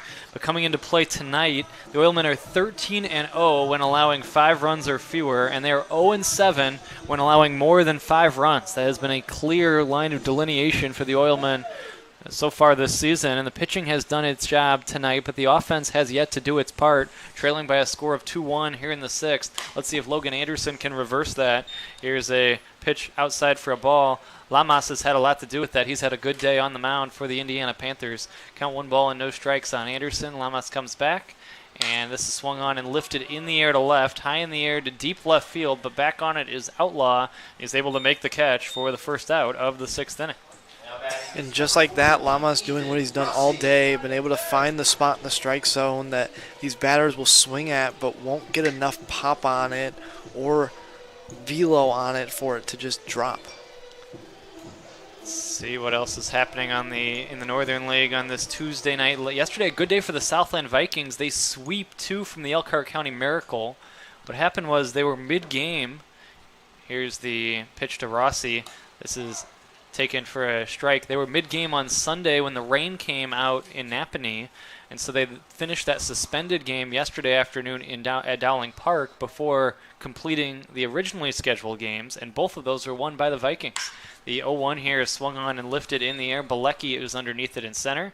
He camps and he reaches up and makes the catch for the second out of the inning. 2 quick outs for Lamas here in the 6th.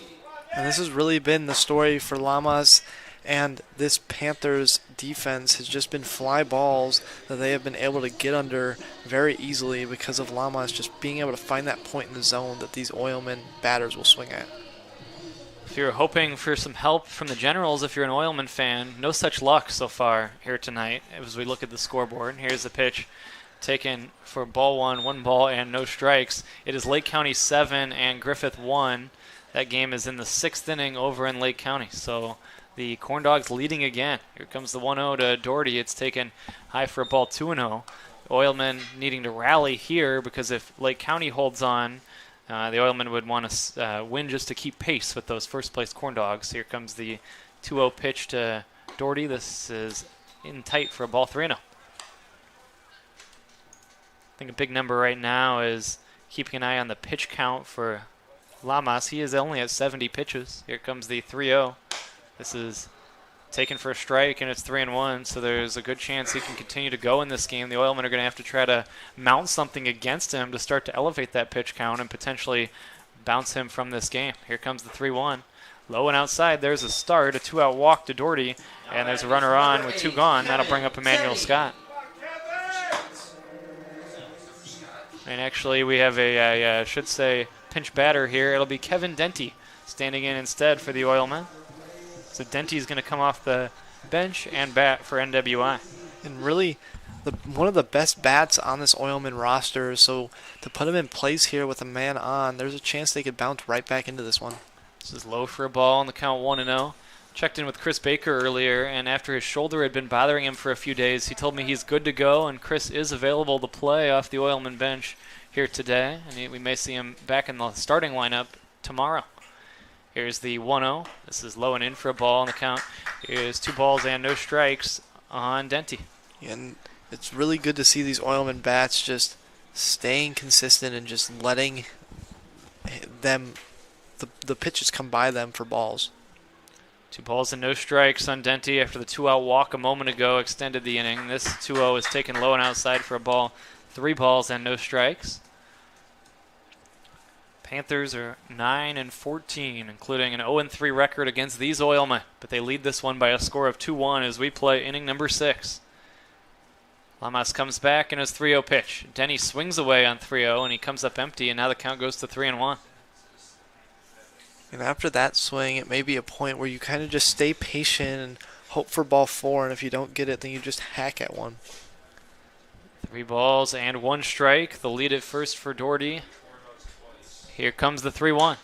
This is swung on and lifted in the air to left. Underneath it is Outlaw. The left fielder, after his hat flies off, makes the catch, and the inning ends. No runs, no hits, and 1 left for the Oilmen in the 6th. We have played 6. It remains Panthers 2, Oilmen 1 on the Northwest Indiana Oilmen Broadcasting Network.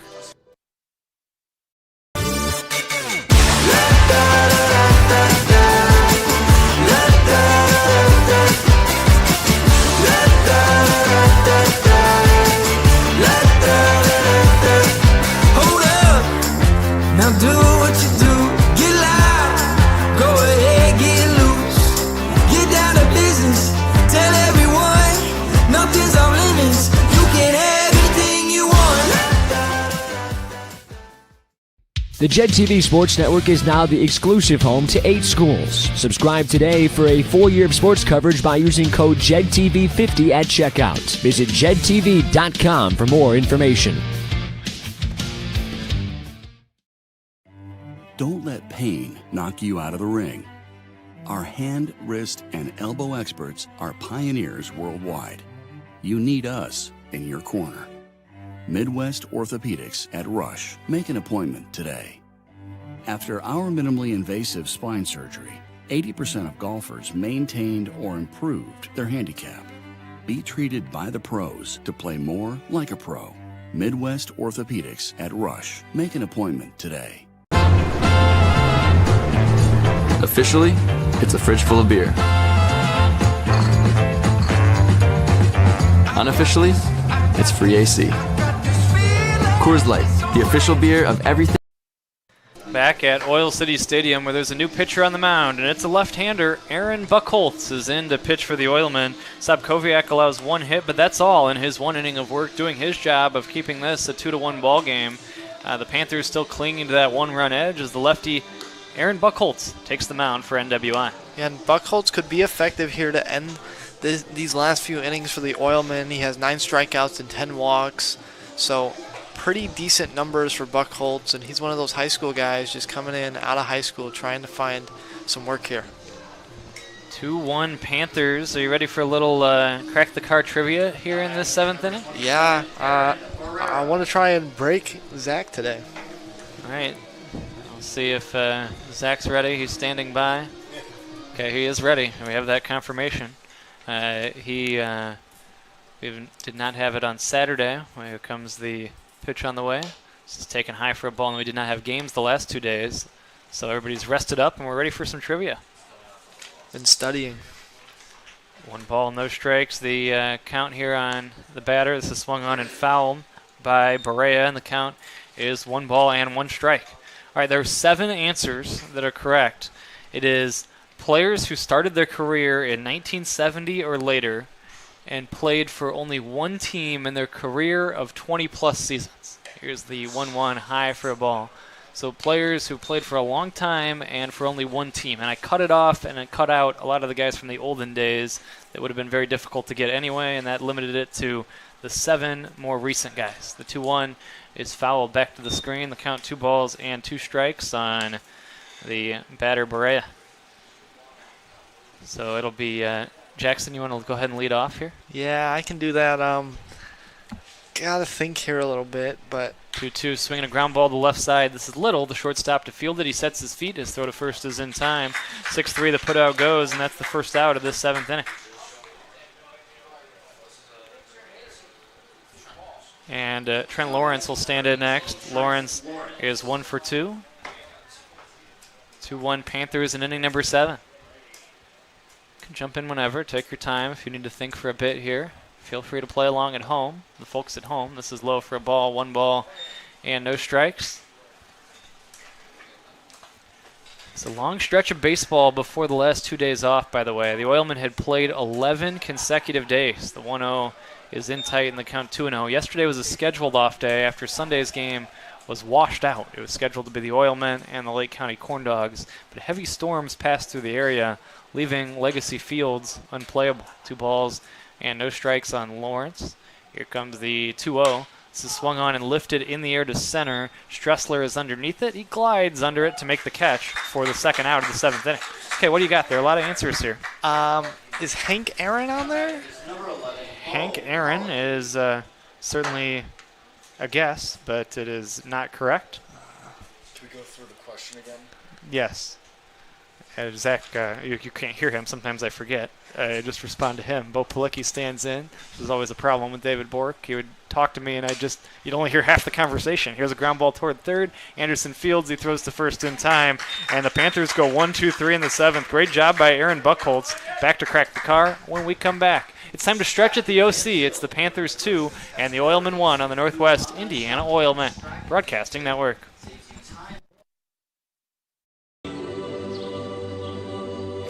This place teaches you to be genuine, to be the same person today as you were yesterday. People from Indiana, they're pretty comfortable with who they are. And you know, I think that puts the people around them at ease to be comfortable with who they are. The values that built Indiana are here in Strachan Van Til. We're Indiana's grocery store, and we're proud to be Indiana made.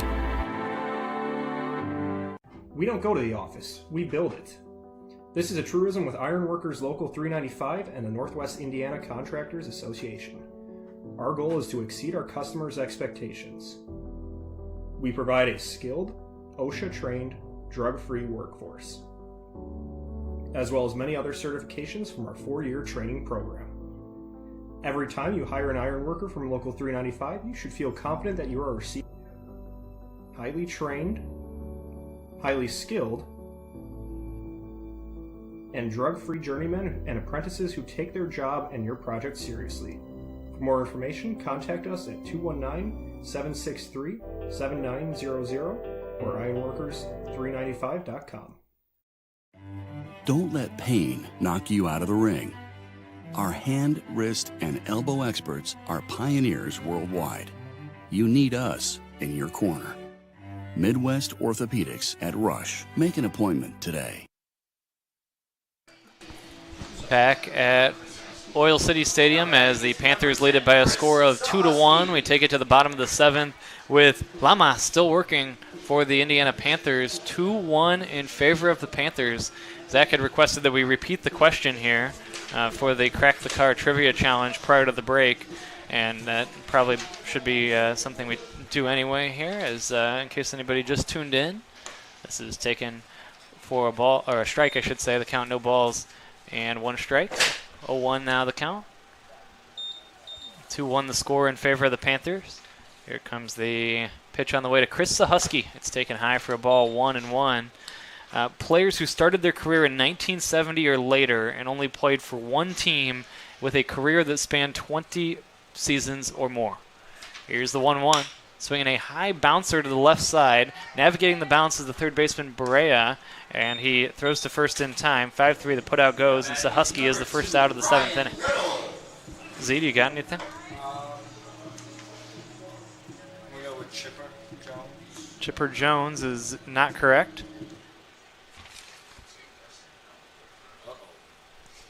Ryan Little will stand in next. We're in the 7th, 2-1 Vikings. Panthers, I should say. This is outside for a ball. I've had a hard time with the opponent tonight. 1 ball and no strikes the count. It is the Indiana Panthers. And they lead it by a score 2-1. You know, I thought they were the Vikings because the Vikings are the only team that has won here at Oil City Stadium all season. They 1-0, swing and a miss. And the count is 1-1. The Oilmen 10-2 at home, and the only losses coming to the Southland Vikings. Yeah, really a surprise here to see the Panthers out in the lead, but they have a chance to really upset this Oilman team. This is taken high for a ball. I do have another guess here, and I'd like to say Ichiro? Ichiro is a good guess. 2 balls and a strike is the count. Here's the 2-1. This is high for a ball, 3-1, but it's not correct. The problem with Chipper Jones, I was busy looking that up, was he did play for one team, but it was not the 20 years. 3 balls and a strike on Little. Here comes the 3-1. This is taken high for ball 4. Little works a walk. Runner on here in the 7th, and that will bring up Brendan O'Connor in the top of the Oilman order. Can I ask how many years? It was very close. It was 18 or 19 for Chipper Jones. 2-1 Panthers. Again, the Oilmen back in action after back-to-back days off. They were much needed to kind of rest up and realign the pitching staff after they had played 11 consecutive days. This is taken outside for a ball, and this starts another busy stretch of baseball. The next day off will be on the 4th of July. And I'm going to play each and every day until that 4th of July next Tuesday. Here's a pickoff throw to first, not in time, Jackson. And really much needed for the pitching staff to just kind of bounce back and get their starters in. Get Brandon Locks, Tyler Locks, and Turek, and try and get some wins out there with some quality starts from your starters. Here's the 1-0. This is high for ball 2. 2 balls and no strikes. Mariano Rivera. I mean, a lot of really good guesses here, but he is not on the list either. There were some guys that were very close, 19, 18. Here's the 2-0. This is low for a ball. When I investigated this, it was important to have a reasonable amount of correct answers. You know, we can't have, as Trey Gilmore calls time and makes his way out to the mound. Lamas has been very sharp, but he has issued a walk and now has fallen behind 3-0. He is starting to see his pitch count hike up there as he is at 88 pitches. And he's been really effective in some of these innings, just getting 3 consecutive outs and just setting them down in order. And there's a chance he could stay in longer, but nearing that 100 pitch count, there's a chance that he could be out here very soon. So who said Rivera? Was that Zach? Yeah. All right. Do you have another answer here, Jackson? Feel free to chime in.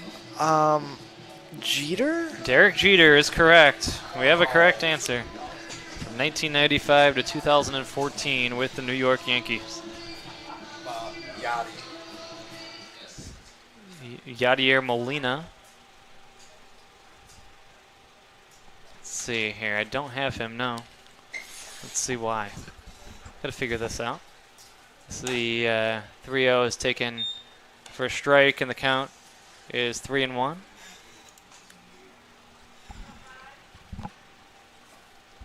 And not quite the 20 years. That's the reason, again, 18 years. This is fouled, and the count is 3-2. And O'Connor is really the guy that could put a run on the board. He has some serious pop on that bat, and with Little on base, there's a chance that he could score him. 2-1 in the 7th, 3-2 the count on O'Connor. Potential tying run at first is Little. He runs. The payoff pitch is high for ball 4. He walked him. And back-to-back walks now here in the 7th. And the bullpen is in motion for the Panthers as Lamas is up around 90 pitches. And Stressler is going to stand in here, and not before Dre Gilmore makes the pitching change, I believe. Gilmore to the mound. And we will have a change.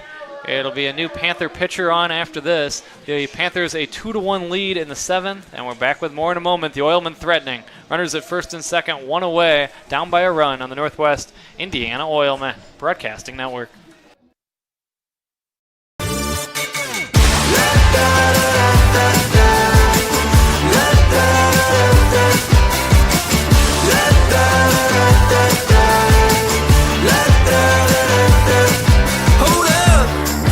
Now do what you do, get loud, go ahead, get loose, get down to business, tell everyone, nothing's off limits, you can have anything you want. The JED TV app is available on your smartphone and streaming devices. If you downloaded the WGLB Network app, then you're good to go. The same app with a new name. If not, head to the App Store on your phone or streaming device. And right now, you'll be able to watch JED in the Region Rush Hour, and all PNW and high school sports right in the palm of your hand or in the comfort of your own living room. That's the JED TV app, available on all streaming devices.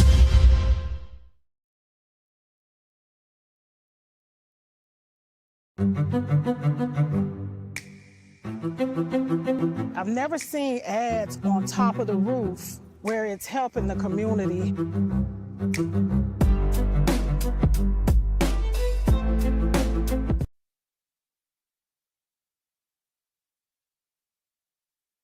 Football legend Tom Flores, a.k.a. the Iceman, a.k.a. the first Latino quarterback and head coach ever, a.k.a. why isn't he in the hall yet? Well, Coors Light is going to do something about it. I'll drink to that.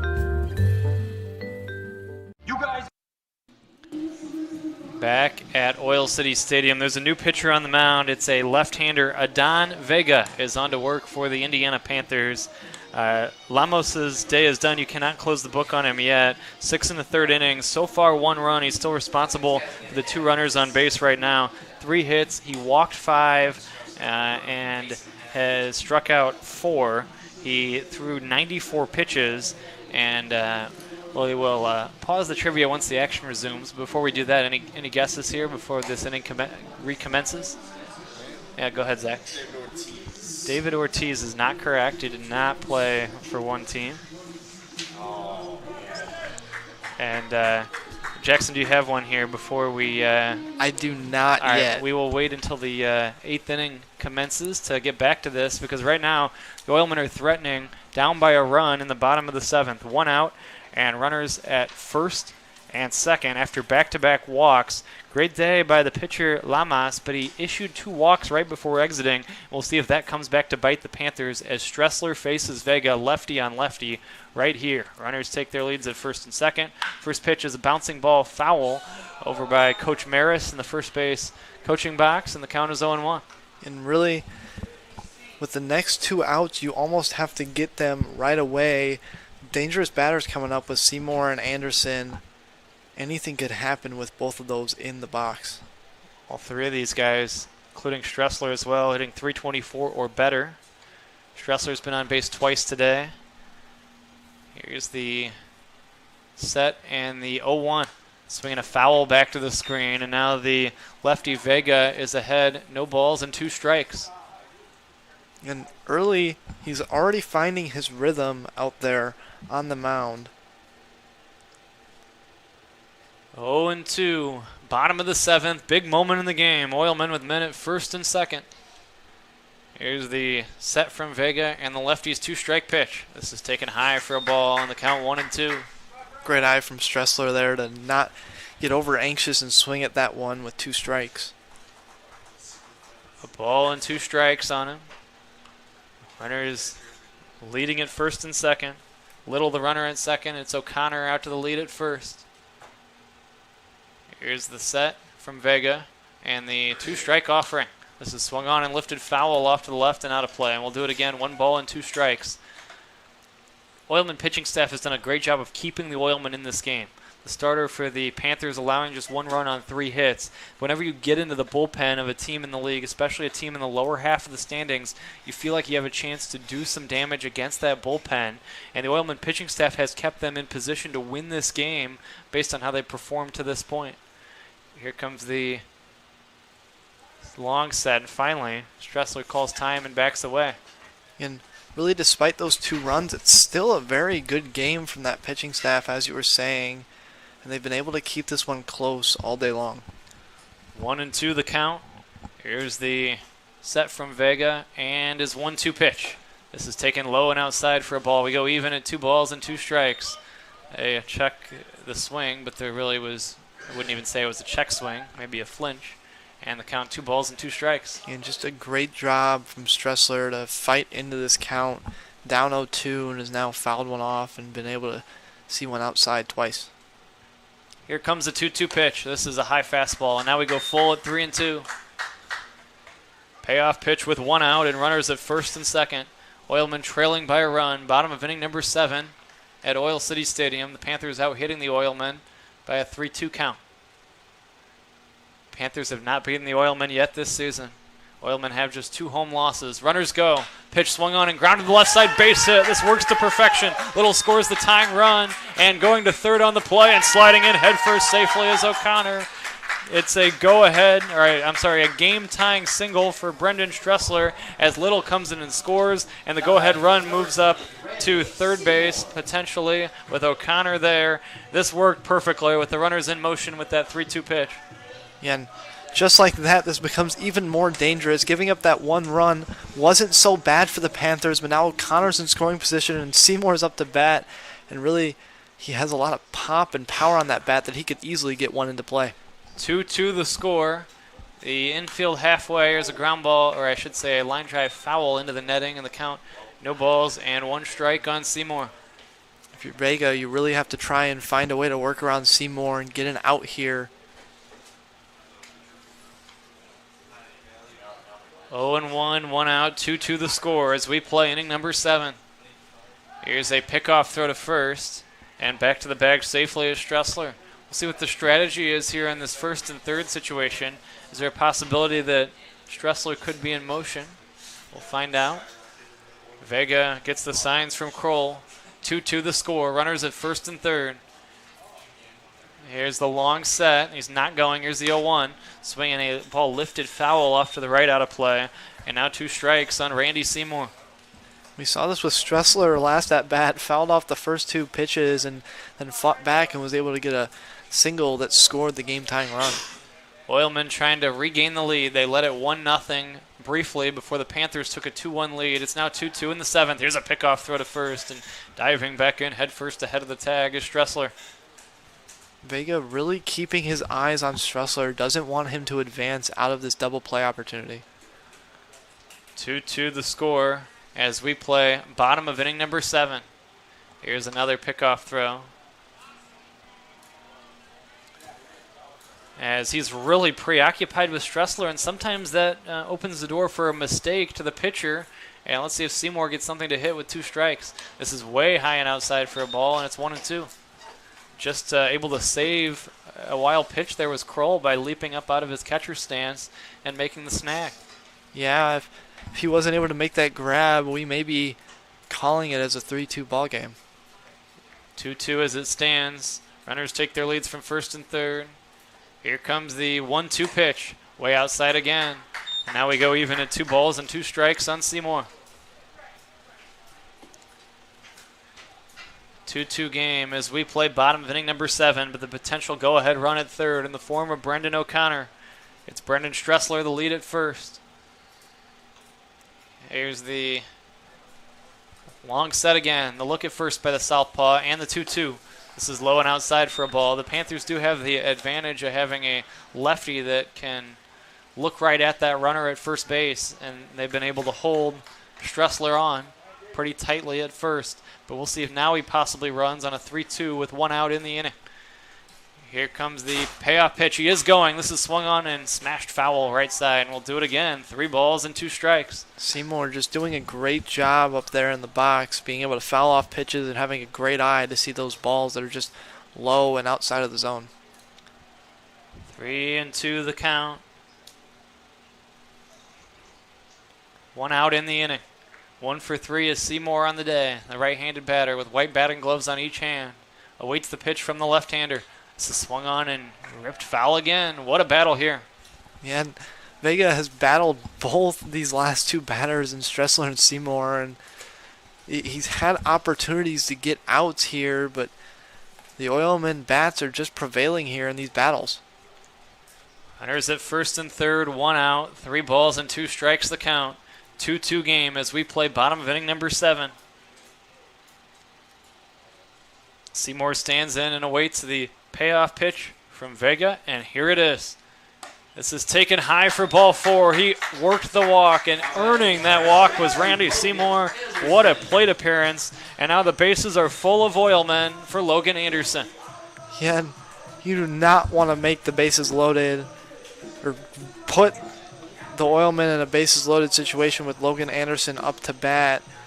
Some serious extra base power on him that could easily open up this ball game. Here comes Dre Gilmore out of the dugout again, and he's going to talk things over here on the infield as he's been wearing out a path between the third base dugout and the mound in this inning. While he does that, has any thought come to mind here in the trivia challenge? Players who started their careers in 1970 or later and only played for one team for 20-plus seasons? I can't think of anyone at the moment. I'm still kind of racking my brain for some names. All right, Zach? Paul Konerko, not correct. Good try, though. Again, a lot of guys who did not quite play long enough to be in this exclusive club. They did stay for one team for their entire careers. But we'll give the guys another chance as we move ahead. But now we'll go back to the action. I get that it's kind of hard to know off the top of your head if a guy played 18 years or 20. But as Anderson stands in. Bases full of Oilmen. It's a 2-2 tie with 1 away as we play inning number 7 at Oil City Stadium.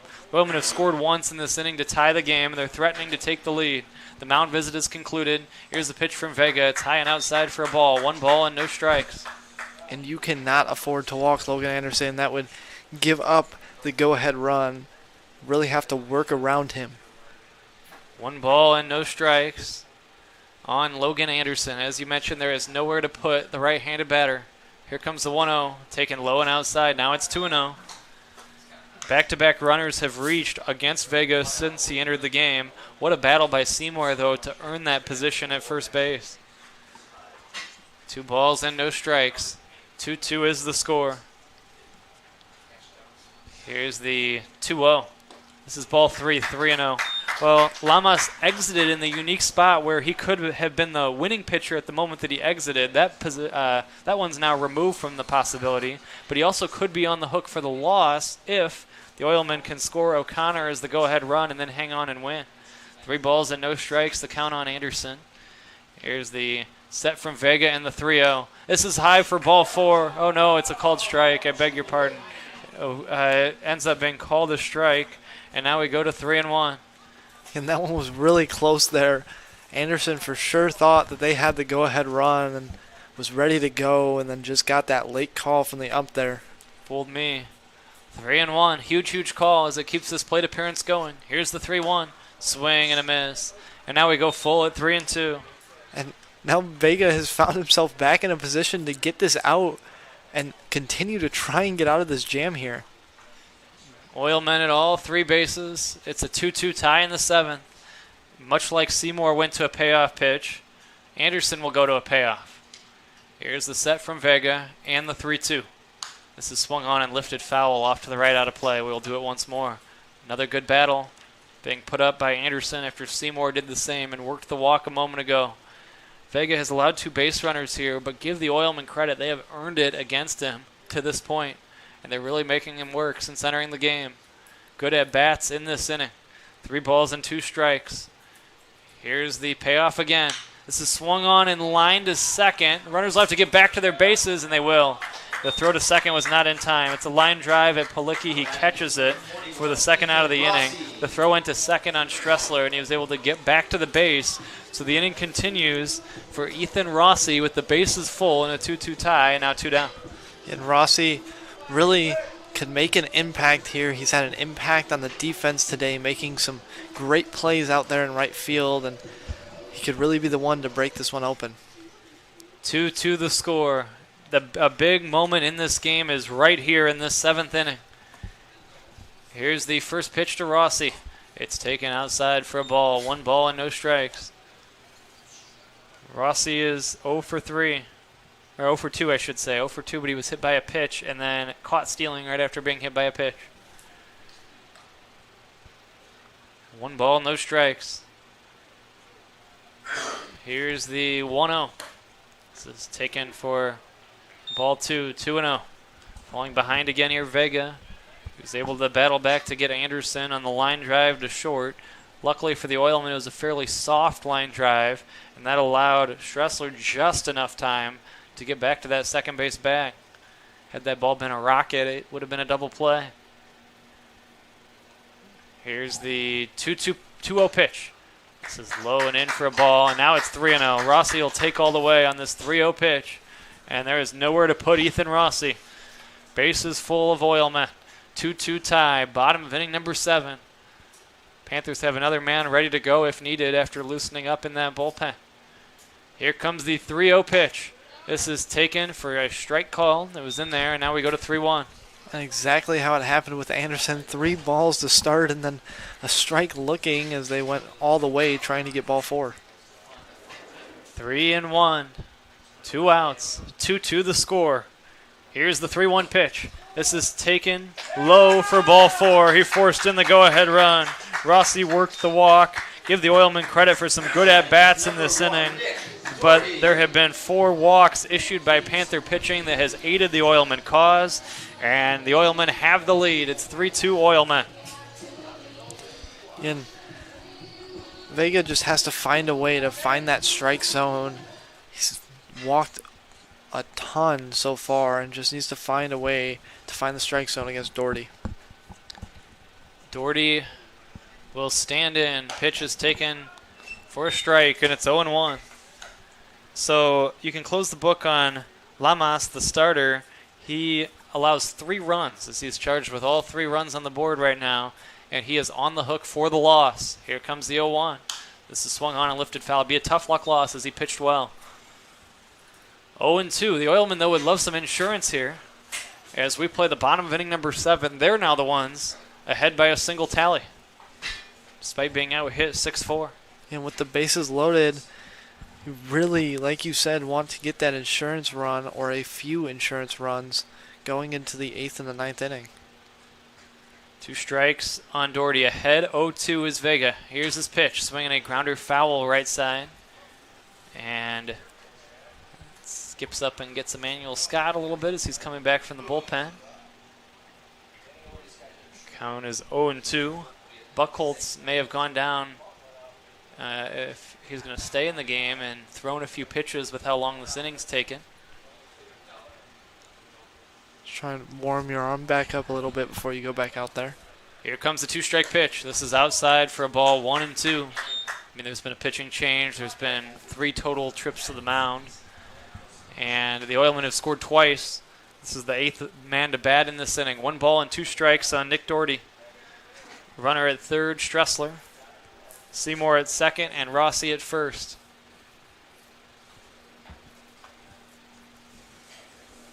And here's the 1-2 pitch. This is swung on and cracked foul. Good job by the Oilmen fouling off a lot of pitches in this inning. Yeah, they're just able to battle into it and make good contact. It doesn't result in a ball being put in play, but as long as you can stay in a count, that's all that really matters. We saw a couple walks earned by the Oilmen in this inning. 4 total walks issued by Panther pitching in this frame. That's helped set the stage for the Oilmen to grab the lead in this 7th. Here's the 1-2 pitch. This is taken outside for a ball, and it's 2-2. 2 balls, 2 strikes, 2 outs, 3-2 Oilmen in the 7th. They have their second lead of the game. They led it 1-0 before the Panthers took the lead with 2 in the 4th, and there was no scoring by either team after the top of the 4th until this inning. Good pitching night for the starters. The 2-2 outside for ball 3. Now we go full again at 3-2. A lot of deep counts here for Vega. And he's just been pitching a lot, and there's a chance that just after being put in this inning, there's a chance he could come out if he continues to pitch like this and just throw pitches way outside of the zone. And his pitch count is already climbing into the mid-20s. and he came on in this inning. Here's the 3-2. This is popped up in foul territory, and it's foul and out of play. The merry-go-round of Oilmen will be in motion again as we'll do it again. 3-2 and 2 down. Yeah, it was the 8th pitch for Vega against Doherty, and we've seen it multiple times that he's gone into those 8-pitch at-bats against guys. It's only the 5th batter he's faced, and he has thrown well over 20 pitches now. 3-2, the count on Doherty. Here's the payoff pitch. This is swung on and lifted in the air. This is on the infield. This could end the inning. It'll be the shortstop underneath it, and Correa makes the catch. And the side is retired. The Oilmen settle for 2 runs. They do it on 1 hit and leave the maximum. We played 7. It's now the Oilmen 3 and the Panthers 2 on the Northwest Indiana Oilmen Broadcasting Network. These days, it's recommended that you keep your social circle small. Of course, as the original light beer, we've always recommended that. It's Miller time. BP's natural gas teams use Smart App technology to share data from any well instantly, so they can analyze trends and stop potential problems in their tracks, because safety is never being satisfied and always working to be better. Hello, Hoosier fans. Jim Coyle with Indiana Sports Beat Radio, the only show that covers the Hoosiers, the Big Ten, the Colts, the Pacers, and more. And now you can catch us each Monday through Friday from 11 a.m. to 1 on WJOB, the voice of the region. Daily guests like Don Fisher, Mike DeCourcy, Bob Kravitz, and Rick Bozich, the coaches, the players, and playmakers. You'll find them all on Indiana Sports Beat Radio with Jim Coyle, Monday through Friday, 11 to 1 on 1230 a.m. and 104.7 FM. Who is the IBEW? We're the people who bring the power to your home, the ones who make sure your phone calls and internet keep speeding along. We build things like schools and hospitals. We bring the biggest shows and sporting events to the world, keep America's railroads on the right track, help cities, states, and the federal government work for you. And we proudly build products made in the USA. The International Brotherhood of Electrical Workers, the IBEW. Back at Oil City Stadium, the Oilmen are back in front. They lead the Panthers by a score of 3-2. It'll still be Buchholz on the mound, who at this moment is in position to potentially be the winning pitcher if the Oilmen can lock this thing down. They cling to a 3-2 lead, top of the order, due up for the Panthers in this 8th inning. Jackson, any other thoughts on the possibilities in the Crack the Car Trivia Challenge? No, I'm trying to think. I'm still trying to think. I may have to just toss it to Zach and have him name a few. All right, Zach, what do you got? Vlad Sr. It was not Vlad Sr. Here's a foul. Back to the screen. The count, no balls and 1 strike.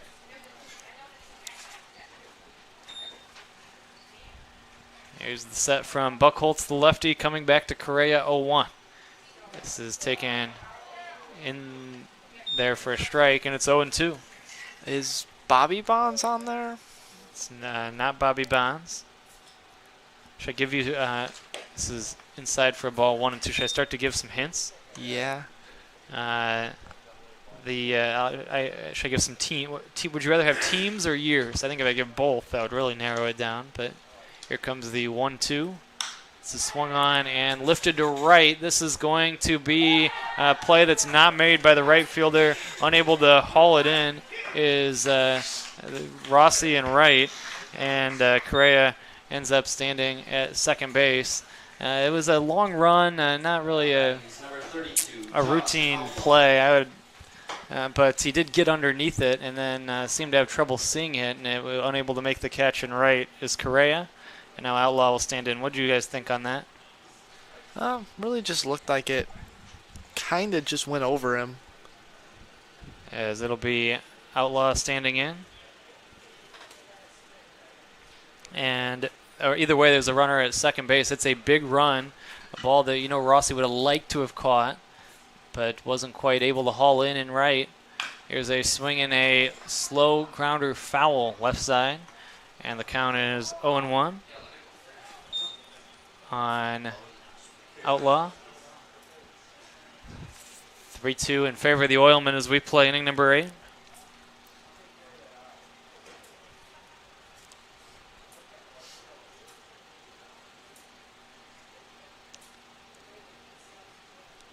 it's a double for Correa to right to start this. Again, a ball that maybe could have been caught, but Rossi did have a long way to go, and then got there and didn't seem to really see it, and kind of lunged his mid up at the ball and couldn't make the catch. Yeah, sometimes those lights kind of blind you from seeing exactly where that ball is. That's kind of what I was thinking as well. Here's a ground ball to the left side. This is going to be a base hit. Everybody's safe. Buchholz kind of stuck his glove up as if he was going to try to field it. Then he let it go to the shortstop Little, and it turns into an infield single. And now runners are at first and third with nobody out in this 8th inning for Bilecki, and nothing really being crushed against Buchholz. But now all of a sudden, potential tying run is at third base, and now we have ourselves an interesting storyline here in this 8th inning with runners at first and third and nobody out. The pitch here low and outside. The middle infield is back, conceding the tying run in this spot as they would exchange a double play for the Panthers tying the game. 1 ball and no strikes, the count on Bilecki. Nobody out in the inning. Here's the 1-0. Runner goes, pitch high for a ball and no throw. It's a stolen base. Now we'll see if the Oilmen bring the infield in here. They likely will after Outlaw steals second. 2 balls and no strikes, the count on Bilecki. Boy, the infield stays back here. Here's a 2-0. This is low for a ball, 3-0. 3 balls and no strikes on Bilecki. Ground ball to second or short would score the tying run. Here's the 3-0. This is taken for a strike, and it's 3-1. And Buchholz really just has to fight back into this count and find a way to hopefully strike out Bilecki. 3-1, the count on Bilecki. Here's the pitch on the way. This is the ground ball to second. This will score the tying run. The throw to first is in time. I was shocked that the Oilmen had the infield back in that situation. As give Bilecki the RBI, he gets the job done. Correa comes in and scores and makes it a 3-3 game. And now advancing to third on that play will be Outlaw. And just like that, the go-ahead run stands on third and just keeps swapping leads here for this Oilmen Panthers. Here's a strike. Now they call the infield in, so they were okay with the tying run. Basically, the Oilmen saying, hey, we're going to score at least one more run in this game. We'll let them tie the game, but we don't want them to take the lead. Here's the 0-1. It's a strike, and the count 0-2. And this is a big position to be in. Buchholz getting ahead at 0-2, and if he can get Bushnell out, there's a chance he could get out of this inning, only giving up the tying run. 0-2 on Bushnell. Here's the 2-strike pitch, low and outside. Good block by the Husky, and now it's 1-2. 1 ball and 2 strikes. Back and forth we go. Lamas is now off the hook. He will receive no decision. It is a game of the bullpens now. Here comes the 1-2. This is cracked to left. This is going to get down, and the Panthers have regained the lead. Just like that, the Panthers score twice in this 8th inning as Bushnell strokes a single to left, and the Panthers have grabbed a 4-3 edge. Yeah, and just as it looked like Buchholz had an advantage and had a chance to kind of push this inning into his favor, Bushnell's able to open it up and regain the lead. Runner at first with 1 out as Williams stands in. 4-3 the score in favor of the Panthers. Here comes the 1-0. This is taken for a strike in the count 0-1. The other thing about visibility, and going back to that ball and right, not only the lights, but the conditions here. We talked about the air and the wildfires in Canada and some of the results of that reaching the Chicagoland area, swing and a miss. That's making it a little more difficult in terms of visibility, and I think that was the other factor on that double to right that led off this inning and ended up being a key play. Yeah, and definitely, you look up a little bit, maybe get a little discombobulated, can't really see exactly where it is. 0-2, this is downstairs for a ball, 1 ball and 2 strikes. 4-3 in favor of the Panthers as we play inning number 8.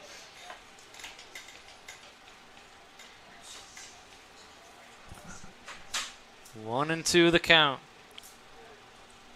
Here's the pitch on the way. This is outside for a ball, and it's 2-2. So Husky has done a really good job behind the plate, being able to paint that strike zone and also make plays that make sure that no runners advance when a ball's way outside. Here's the 2-2. This is taken off the plate away. Now we go full at 3-2. 4-3 Panthers. The game has turned into a seesaw battle late. Panthers out hitting the Oilmen by a 9-4 count. Here comes the payoff pitch. This is taken for strike 3 called. Out on strikes is Williams, stealing second base on the play as Bushnell. Bushnell steals second, but now they're 2 down for Jason Kroll. And Buckholt's really trying to get out of this one. He's been doing it the last 2 batters, and now a chance to actually get out of this one. Okay, I'll give you some teams here. Think Royals for one of these guys. Here comes the pitch on the way. It's a strike and the count 0-1. Orioles, Astros, Padres, Brewers, and Tigers.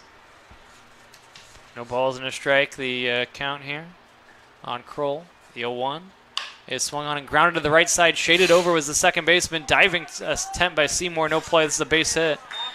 As Seymour got there diving for it to keep it on the infield. That was still a big play as Bushnell advances to third and holds there.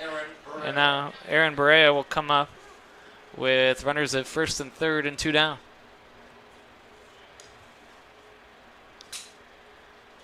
(4-3) in favor of the Panthers. So do those hints help at all, guys? The teams? I didn't get as many teams. I couldn't hear. Should I say it louder this time? Here comes the pitch on the way. Taken for a strike and the count 0-1. Is your headset working okay? Yeah, I'm just not as focused on the trivia, I guess, right now. It is still a stressful moment in the game for the Oilmen, protecting this 4-3 lead. Or I'm sorry, trailing now 4-3. Here's the 0-1.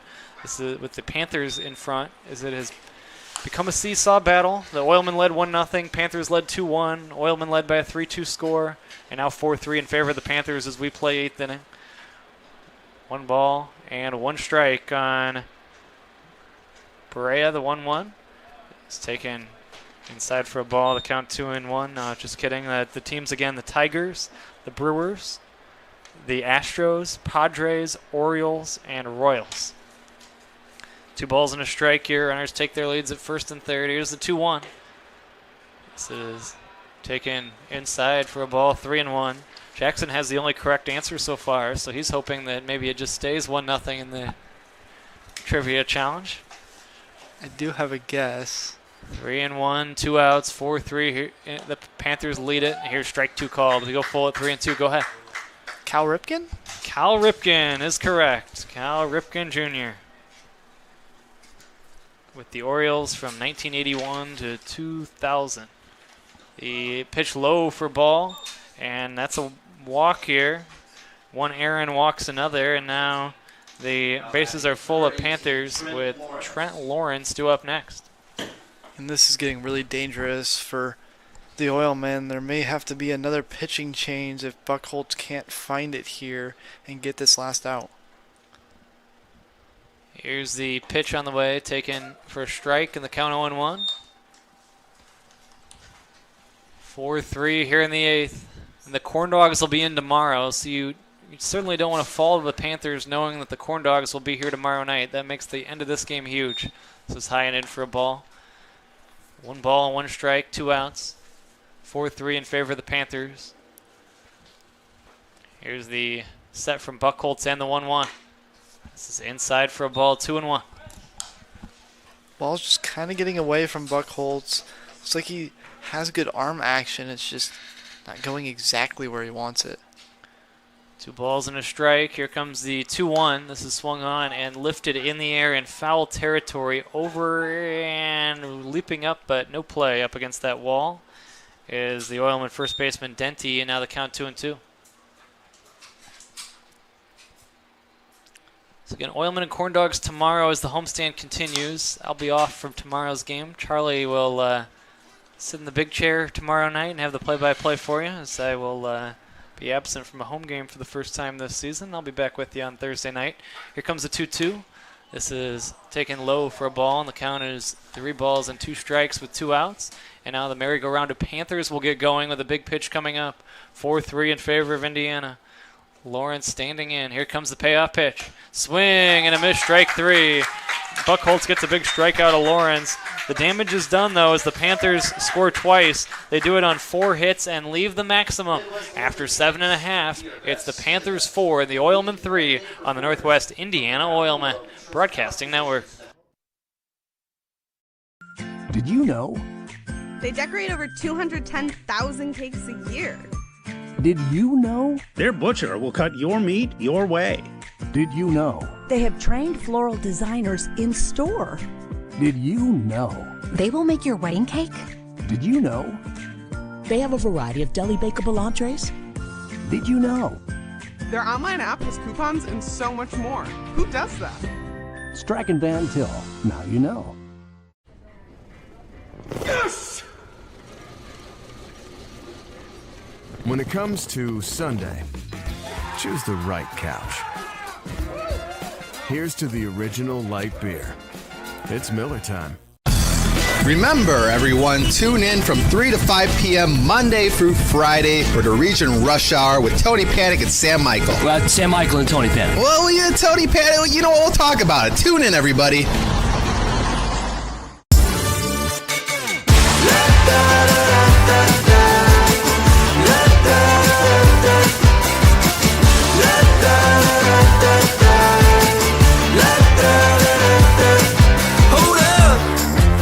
Do what you do, get loud, go ahead, get loose, get down to business, tell everyone, nothing's off limits, you can have anything you want.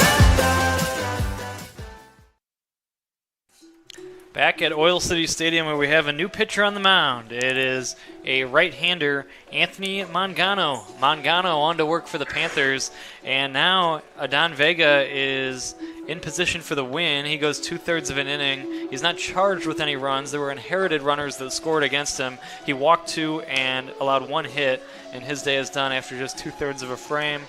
Right now, Buchholz is currently on the hook for the loss, but the Oilmen trying to change that around again here in this 8th inning. Any final guesses, guys, before we wrap up the Crack the Car trivia for the day? As Kevin Denty stands in. Zach, do you want to place any final guesses before we call Jackson the winner today? No, I'm done. All right. Not a good day. Kevin Denny stands in. I'll give you the years here as I give you the answers. Kevin Denny will take high for ball 1. From the Royals from 1973 to 93, he's known for the Pine Tar incident. It is George Brett. Here comes the 1-0. This is taken for a strike, and the count 1-1. He's known for being hit by the pitch. I believe he's the all-time leader in being hit by a pitch from the Astros from 1988 to 2007. His son, I believe, is in the big leagues now. His son played at Notre Dame. It is Craig Biggio. 1 ball, 1 strike, the count. Here's the pitch taken outside for a ball, 2 balls and a strike. He has passed away at a far too young age. He played for the Padres from 1982 to 2001. Here's the 2-1. This is outside for a ball. He is Tony Gwynn. 3 balls and a strike, the count. Here's the 3-1. This is taken low for ball 4. And what a way to get started in this inning. Immediately get a leadoff walk. He was with the Brewers from 74 to 93. He is Robin Yount. And he was with the Tigers from 77 to 90. Went on to manage the Tigers. This is high for a ball. He was a bench coach for the Cubs, by the way, under Lou Piniella. He is Alan Trammell. We'll invite you to play again sometime in the Crack the Car Trivia Challenge. Here's the 1-0. Taken inside for a ball, 2-0. Did any of those, do you think you should have gotten any of those, Jackson? Or? Yeah, Biggio, but that's about the only one. 2 balls and no strikes on Denty after on Sahusky after a leadoff walk to Denty. Now Sahusky lifts this one high in the air to left. Under it is Outlaw in foul territory. He makes the catch. might have even stayed in fair territory as he made the catch, and that is the first out of the 8th inning. Big out there on that 2-0 pitch from the new pitcher Mangano. Runner at first base, 4-3 Panthers as we play bottom of the 8th inning. How about you, Zach? Any you were shaking your head at that you didn't get? Tony Gwynn, yeah. 4-3 the score in favor of the Panthers. Here's a foul back to the screen.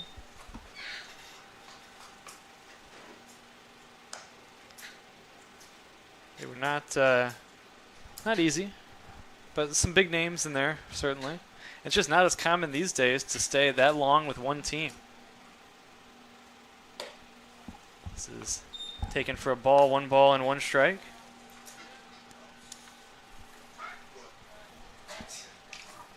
One and 1, 4-3 Panthers as we hit the 8th inning. Bottom half, this is inside for a ball, 2 balls and a strike. Little looking to put Denty into scoring position so that the Oilmen can try and regain the lead here going into the top of the 9th. Here's the 2-1. This is high for a ball, 3-1 on Little. 4-3 in favor of the Panthers as we play the bottom of the 8th inning on a hazy night at the OC. Here's the 3-1. Low and outside for ball 4, 2 walks in the inning. Now falling behind everyone is Mangano in this inning. And now Oilmen runners are at first and second with 1 away, and that'll bring up the top of the order in O'Connor. Yeah, and the Panthers bullpen has struggled to find the strike zone, and even when they do, the Oilmen have made good contact and either fouled it off or been able to get hits. Dre Gilmore will make his way to the mound once again. 9 walks issued by Panther pitching, and most of them coming in these last couple innings here. The Panthers walked 4 in that 7th inning, and now 2 in this 6th. How about that? They had walked 3 in the first 5 innings, but they've walked 6 over these last 2 frames. Yeah, and it's really been the most 2 crucial frames, and they haven't been able to control themselves out there on the mound, and they can find a way to get Mangano to gain a little bit of control and find that strike zone. They could get out of this and have a chance to secure the win. Relief pitchers trying to come in out of that bullpen and throw strikes is always so crucial. So the hit column is 10-4. Not like affirmative 10-4, but it's actually 10-4. This is low and outside for a ball. Count 1 ball and no strikes in favor of the Panthers, and they lead the column that counts by a 4-3 score. 1-0 on O'Connor. Runners take their leads from first and second. Here's the 1-0. This is looked at for a strike, and it's 1-1.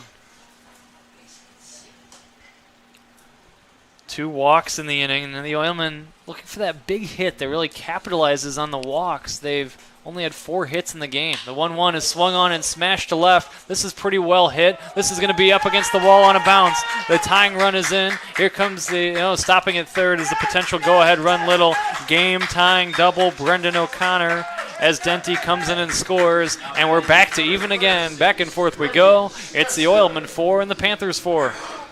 And just like that, we see it time and time and again at Oil City Stadium.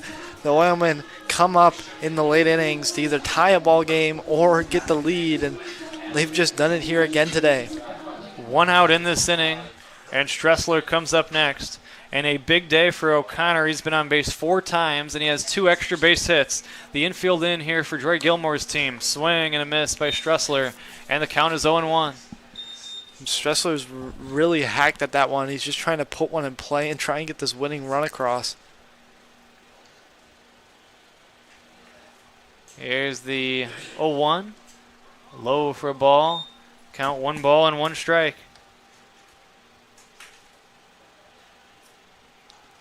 1-1, 1 out. 4-4 the score between the Oilmen and the Panthers. Infield in for the Panthers in this spot. Here's the 1-1. Swing and a miss. And the count is 1-2. It looks like Mangano is kind of giving Stressler stuff that's up high, and Stressler seems to find stuff that he kind of likes up there.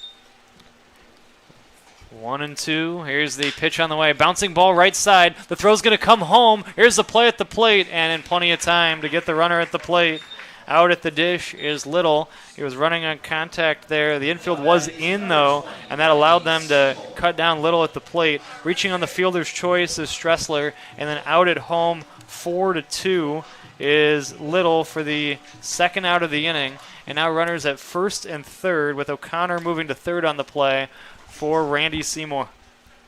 Here's the first pitch to him. This is swung on and lifted in the air, foul. Will it get out of play? Yes, it will. It's 0-1.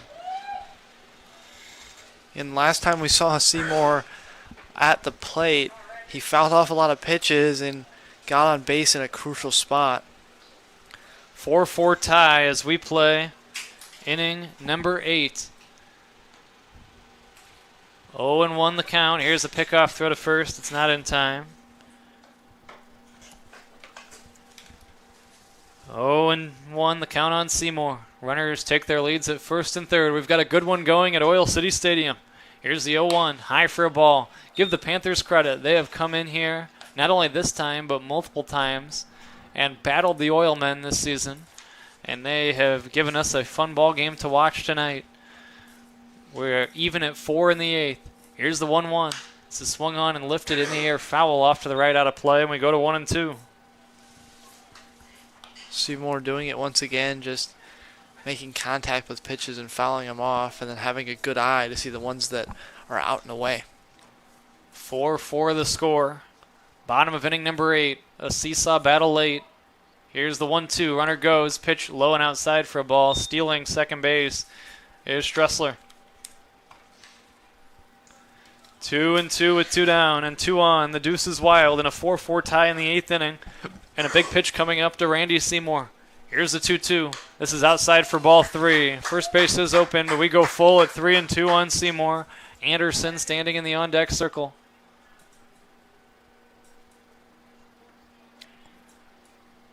Runners take their leads from second and third. Here's the payoff pitch. It's a line drive to center. It's going to be a base hit. Oilmen take the lead. 1 run is in. Here comes Stressler around third. He will score. 2-run single. Randy Seymour on a payoff pitch. And the Oilmen have gone back in front. They lead the Panthers by a score of 6-4. And Seymour has had 2 crucial plays in these last 2 innings, walked to put the bases loaded, and now here he gets a single to drive in 2 runs, 1 the go-ahead, and the second an insurance run. By the way, as Anderson stands in, this is low for a ball. In this game, Buck Holtz at one time was in position for the win, and then he was on the hook for the loss, and now he's back in position for the win again, the Oilman left-hander. Sometimes it's just how the game goes. 1 ball and no strikes on Anderson. 6-4 Oilmen. Now 3 outs left to get for the Oilmen. This is swung on and lifted foul off to the right and out of play. And in this game, you know what I'm going to say going to break here in just a few moments. I think everyone's going to stay locked in when we go to this 9th inning. It's 9-1-2 due up for the Panthers in what has been a thriller late with both teams making noise in each plate appearance. A runner goes here. This is swung on and lifted high in the air. Foul off to the left and out of play. And the count will go to 1-2. And Logan Anderson has some serious pop on that bat. We just saw that one went way high foul. And it could be dangerous if he gets one, a pitch he sees and likes. 1-2, 2 outs. The Oilmen trying to add to a 2-run lead. Here's the 1-2 again. Here's a bouncing ball to the left side. This is fielded by Berea. His throw across the diamond is going to be dug out on the other end by Bushnell to save a throwing miscue. Play goes 5-3 and the inning ends. But not before damage done as the Oilmen score 3 times. They do it on 2 hits and leave 1.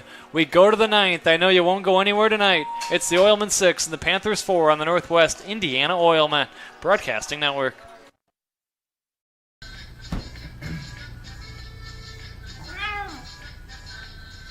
You didn't do anything wrong. You just didn't know Miller Lite has more taste and only 1 more calorie than Michelob Ultra. Now, you do.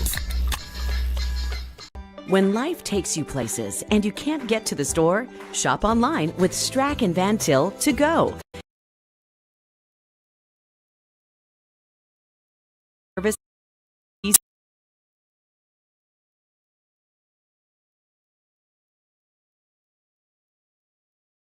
Money. Once you're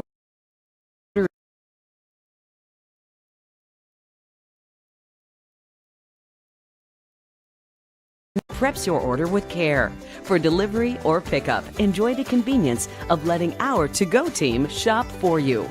Enjoy your special moments. Sign up online today. shop.strackandvantil.com.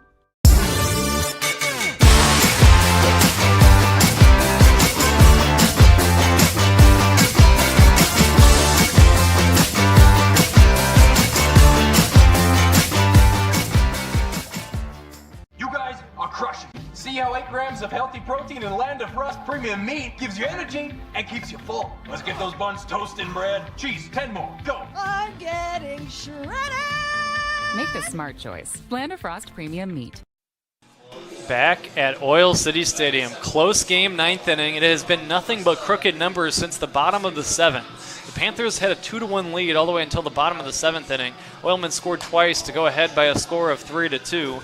Then it was the Panthers scoring twice in the top of the 8th to regain the lead at 4-3. And the Oilmen put up another crooked number, scoring 3 times in the bottom of the 8th inning. And they lead the Panthers by a score of 6-4 as we take it to the 9th inning. It'll be Bo Palicki to lead off the 9th inning against a new Oilman pitcher. Right-hander Jack West is on to work for the Northwest Indiana Oilmen. You can close the book on Buckholz. He's in position to get the win in relief tonight. 2 innings, 2 runs, 4 hits, 1 walk, and 2 strikeouts for the lefty Buckholz. Here comes the pitch on the way, taken low and outside for a ball. Mangano will be on the hook for the loss for the Panthers, and West is trying to nail down the save here in this 9th inning. 1 ball, no strikes, the count on Palicki. Here comes the 1-0. This is taken for a strike, and it's 1-1. The Oilmen are trying to up their record to 14-7 on the season and remain 2 games in back of the Corn Dogs and 1 game out in the loss column. Here's the 1-1, ball 2-2-1. The Panthers are trying to avoid seeing their record slip to 9-15 on the year. But to do it, they would need another uprising here late. Here comes the 2-1. This is swung on and cracked to the right side. A leaping catch by the first baseman, Denty. It was might have been a broken bat line drive. Denty had to go way up in the air to collect it, and now Palicki is 0 for 3. That one nearly got over the glove of Denty, but he's able to make the snag. Yeah, what great athleticism from Denty there to just recognize where that ball was going and make a perfect grab.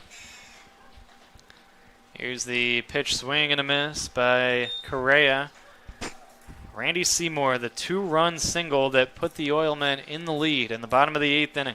Will that stand as the game-winning hit? We've had several candidates on both sides in this back-and-forth battle. West's 0-1 pitch is outside for a ball, 1 ball and 1 strike.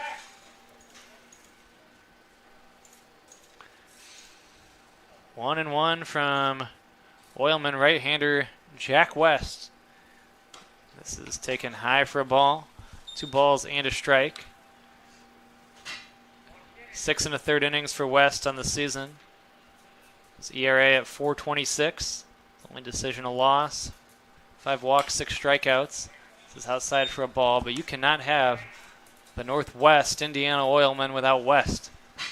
3 balls and 1 strike.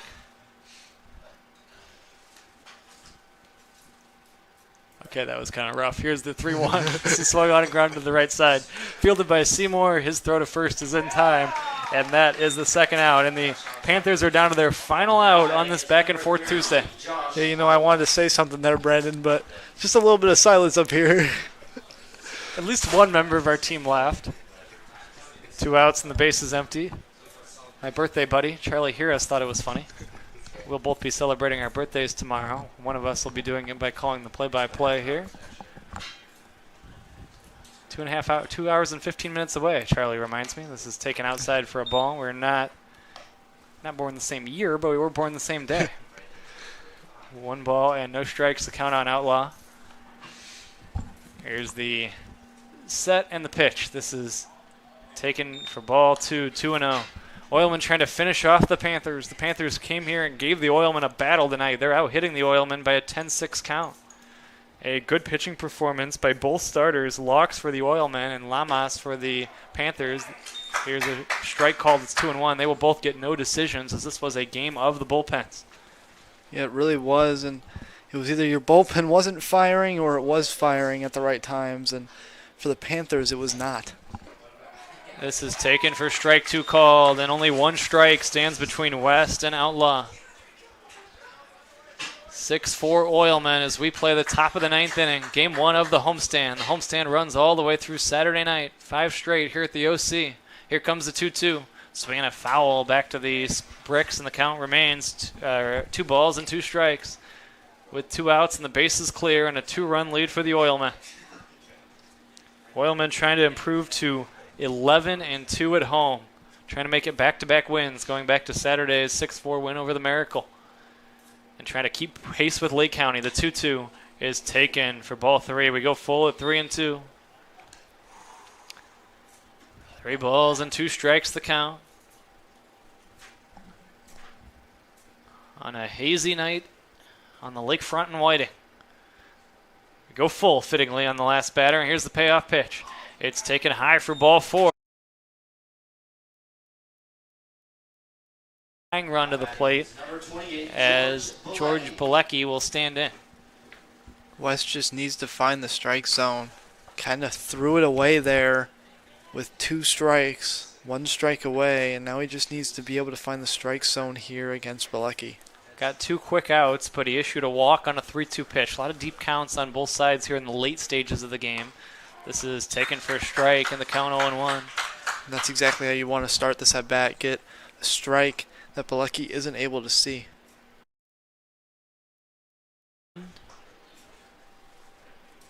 Here's the 0-1 from West. This is high for a ball, and the count 1 ball and 1 strike. 6-4 Oilmen as we play inning number 9 at Oil City. 1 ball, 1 strike. Here's the set and the 1-1. This is swung on and popped up right center. Over is Rossi, the right field. Close. The Oilmen beat the Indiana Panthers tonight, coming from behind with 3 runs in the bottom of the 8th inning to do it by a score of 6-4. And the Oilmen start the homestand on a winning note, and they'll celebrate here at Oil City Stadium. I want to thank everybody involved in our broadcast. Nick Kane from the Panthers helping us out. Charlie Harris, as always. John Janiga and friends working the camera. Zach Carr produced it. And for Jackson Baker, this is Brandon Vickery saying, I hope you enjoyed. I'll talk to you in a couple nights. Next game will be tomorrow night. Charlie will have it for you along with Noel beginning at 7 o'clock and 7:10 first pitch. And the postgame show is coming up. That'll be Jackson and Zach when we come back on the Northwest Indiana Oilmen Broadcasting Network. Rise and shine. All right. WJOB's Jim Deedlow starts your weekdays at 6 a.m. Jed in the region. And be sure to follow us on Facebook. WJOB, AM 1230 and 104.7 FM. When you hire certified electrician contractors, you're getting the best. But just as important as our skill and expertise is our culture of safety. We know it's important to you, and we know it's important to them. Certified Electrician represents the NECA IBEW team, a team where safety and on time and on budget. It's why owners that use us are repeat customers. Certified Electrician, working together, powering Northwest Indiana.